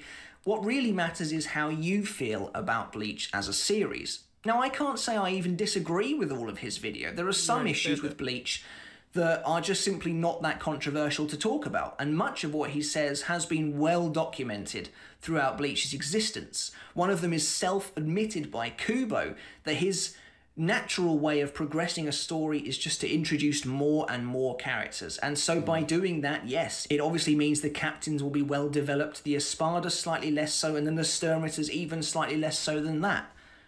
But I mean, how much does that really matter to you? No matter what, just because this video has dropped now, you're still allowed to be excited. There's a big difference between how it matters to you and what it is.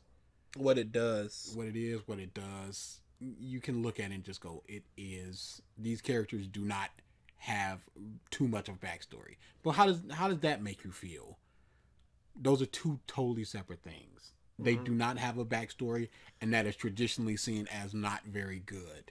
You can be fine with it because they're just an obstacle, But the fact that it is, it's For something like Bleach, which only has about 5 arcs, honestly, there should be time to flesh out these characters. Like, it's what, there's 600, no excuse. 690 something chapters, 697 I think it is,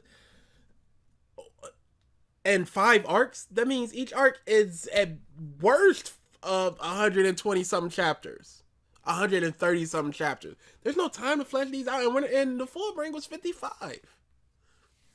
It's not like something like One Piece, where in the beginning you got Arlong Park and you got Karubi, who Sanji beats, and it's just like, whatever, just move on along. Even though we do get a little bit of the past there, but whatever, move along. There is time for these. When you look at something like Dofi, you get a whole past for him, and you don't necessarily need a pass, but their goal should be better than just being the king told me to. Yeah. Bleach and about the future of this franchise. And I don't think Super Eye Patch Wolf is necessarily saying you shouldn't be. He's just giving his own opinion. To round out this video, Bleach is what you make it to be. It's what it is to you. The series... This dude lost a point there. Yeah, he did. I was thinking 7, but it's about to be an 8 now. He's very feelings oriented, but he also did a whole bunch of negatives. So Yeah, that's why it was a 7. Very, very odd. This means only as much as it means to you. There's plenty of reason to be excited. The 1,000-Year Blood War would not be coming back as an anime if they didn't think people wanted it. The hashtag I'm Still BLEACH. No. Didn't the other dudes say they always planned to do it? They just needed time to catch up. So wouldn't that be it? So which one of y'all is correct? was it the fans or was it always planned? Because it's always been good and popular. Was a thing for a reason. During the gap when the manga ended, people never gave up hope. Retro Rhino created a freaking anime episode because he was so passionate about seeing the series come back. I've spent those 4 years constantly drawing Bleach non-stop. I tried to even make a sequel to the manga, but guys, it's just so much work. But what's key is that people never gave up on the franchise because there is so much to love here. And it's the same franchise I've been loving for over a decade, flaws and all. I think a big part of truly loving a series is being able to see its flaws as well as everything it does amazingly well. You gained I think another what's point. important is not to attack someone for their opinion, but to educate them when they make a factual mistake and then be content with their opinion of the series. I know Bleach has its flaws. In my last video, pretty much, was literally talking about how Kubo threw away 2 promising bad guys, but as far as I'm concerned, that's all part of the fun of the series. Bleach is... why is this his favorite thing? I'm sure he would say it in 1,000 different videos that you'd have to watch to piecemeal together why he thinks it's his favorite and blah, blah, blah. There are things that are a lot less flawed than Bleach. Yeah, but dude, there's definitely There's stuff to like in Bleach a lot. I'm saying there's definitely better books than the 4th book of Harry Potter, but it's my favorite. Yeah, like the 5th book. Yeah. Yeah. So something being better doesn't mean you're gonna like it more. I'd just like to see his arguments against it, because I'm sure you could go, because the structure of the 4th book is a lot better than the 5th book. I like the challenges and how he has to figure out how to overcome them each and everything. That's a good structure. But I just think everything that the 5th book does, it does better. I think Harry becomes an actual character in that 5th book, as opposed to the other ones where he's just kind of a stand-in everyman. Yeah. And I think that's part of why I like the 5th book so much, because you start seeing so much of his jealousy and There's a lot more character stuff. yeah, like Ron gets nothing, and he gets to be made a prefect, and he's just like, Ron, why he So sucks. great. And it's just like, oh man, you're a terrible person. But then you can save it and go, Voldemort was feeding into it, But then he brings it back at the end after Sirius dies and asks Dumbledore after he's been expelled, after Voldemort's been expelled from him, he goes, why'd you make Ron a prefect and not me? Me? Why didn't I get even more? And it's just like, oh no, you're just a terrible person. Harry Potter sucks. Is an enduring series. I would like to hear his arguments versus other things. I don't even really see why he likes Bleach. Yeah, from this video, but I don't think this video is meant to be I like Bleach. I'd probably have to do some research on my own to see why exactly he likes Bleach. I can understand why Bleach is likable, but just going your favorite story of all time, you're gonna have to convince me of that. But then again, he's the feelings man. Yeah. As far as I'm concerned, that's all part of the fun of the series. Bleach is an enduring series. Whether or not its popularity trailed off towards the end is trivial. You and I, fans of Bleach, who continue to comment in the comment section on YouTube, continue to talk on Reddit, continue to play Bleach Brave Souls, all that sort of thing, are evidence that it is an enduring series and one that will continue to last even... What about the negative side? What about the people who comment on Reddit and all in comments and everything going that it's bad? Is it an enduringly bad series as well? Does the hate still come? Is it still warranted? Yeah. The love, the love is still there, but the hate is also still there. The point of the 1,000 Year Blood Wars anime adaptation. If you loved Bleach right up until the end, then you and I are exactly the same. No YouTube video can take that away from you, whether that's Super Eye Patch Wolf or something I say. At the end of the day, what's important is what Bleach means as a series to you. And if, like myself, you cherished those days on forums like Bleach Asylum, and you still comment in videos today, then you are still Bleach, and you are emblematic of everything the I'm Still Bleach hashtag stood for during that period of time between the end of the series and where we are now, where excitement really has never been higher. So I would urge you guys not to attack anyone, not to necessarily even address the hate. Just remember that what Bleach means as a series is just what it means to you as an individual, and to continue looking forward to the return of the Bleach anime with the 1,000 Year Blood War arc, which I know we're all incredibly excited for. Thanks for watching, guys. I hope this video made some semblance of sense, but until next time, I'll see you later. Goodbye. -6. Dude, I was 6. I was 6ing it up too. I'm not a big, this is what it means to you, it's fine, it's whatever. Of course, you don't need people to tell you that it's your own personal feelings. Nobody's going to take that away from you. Now, there has been times where I'll watch a video and they'll mention a thing. I'll go, oh, I didn't really notice that. And it either ups or lowers it. But I feel like for his video, a lot of people are like, Bleach suck, Bleach suck, Bleach suck. And then you see this eye patch wolf's got so many views, so many thumbs up. And it could really make you feel bad about enjoying the series. So he's just like, for some 11-year-old, yeah, I suppose so. And he's just like, don't worry about that. Feel how you feel about Bleach. If you love it, you're not wrong for loving it. And I'm fine with a message like that. -6. Yeah. It was still some bad points in there. He's talking about a lot of 9 points and the structure of Soul Society. Still don't know about it. Didn't really get too much from the video. Was the problem? Yeah. It was a fairly nothing burger. So next, the Fall of Bleach. Epic.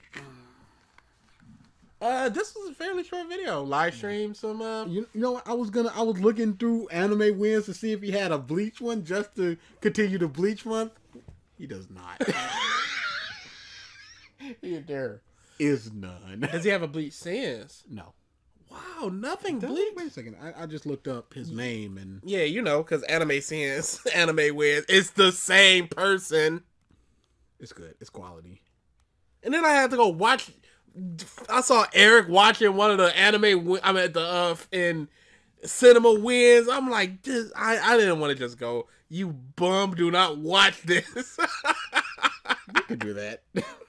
There is none. Jesus, he's got nothing for Bleach. Yeah, because I guess why not? He does Black Clover and everything, but not Bleach. Come on now. Okay. Part 5 it. That's very odd. Dude, I'm doing I 30 minutes suck my balls. I'm quitting when I'm quitting. Okay, yeah, because we're live streaming it. It doesn't even matter. Okay, so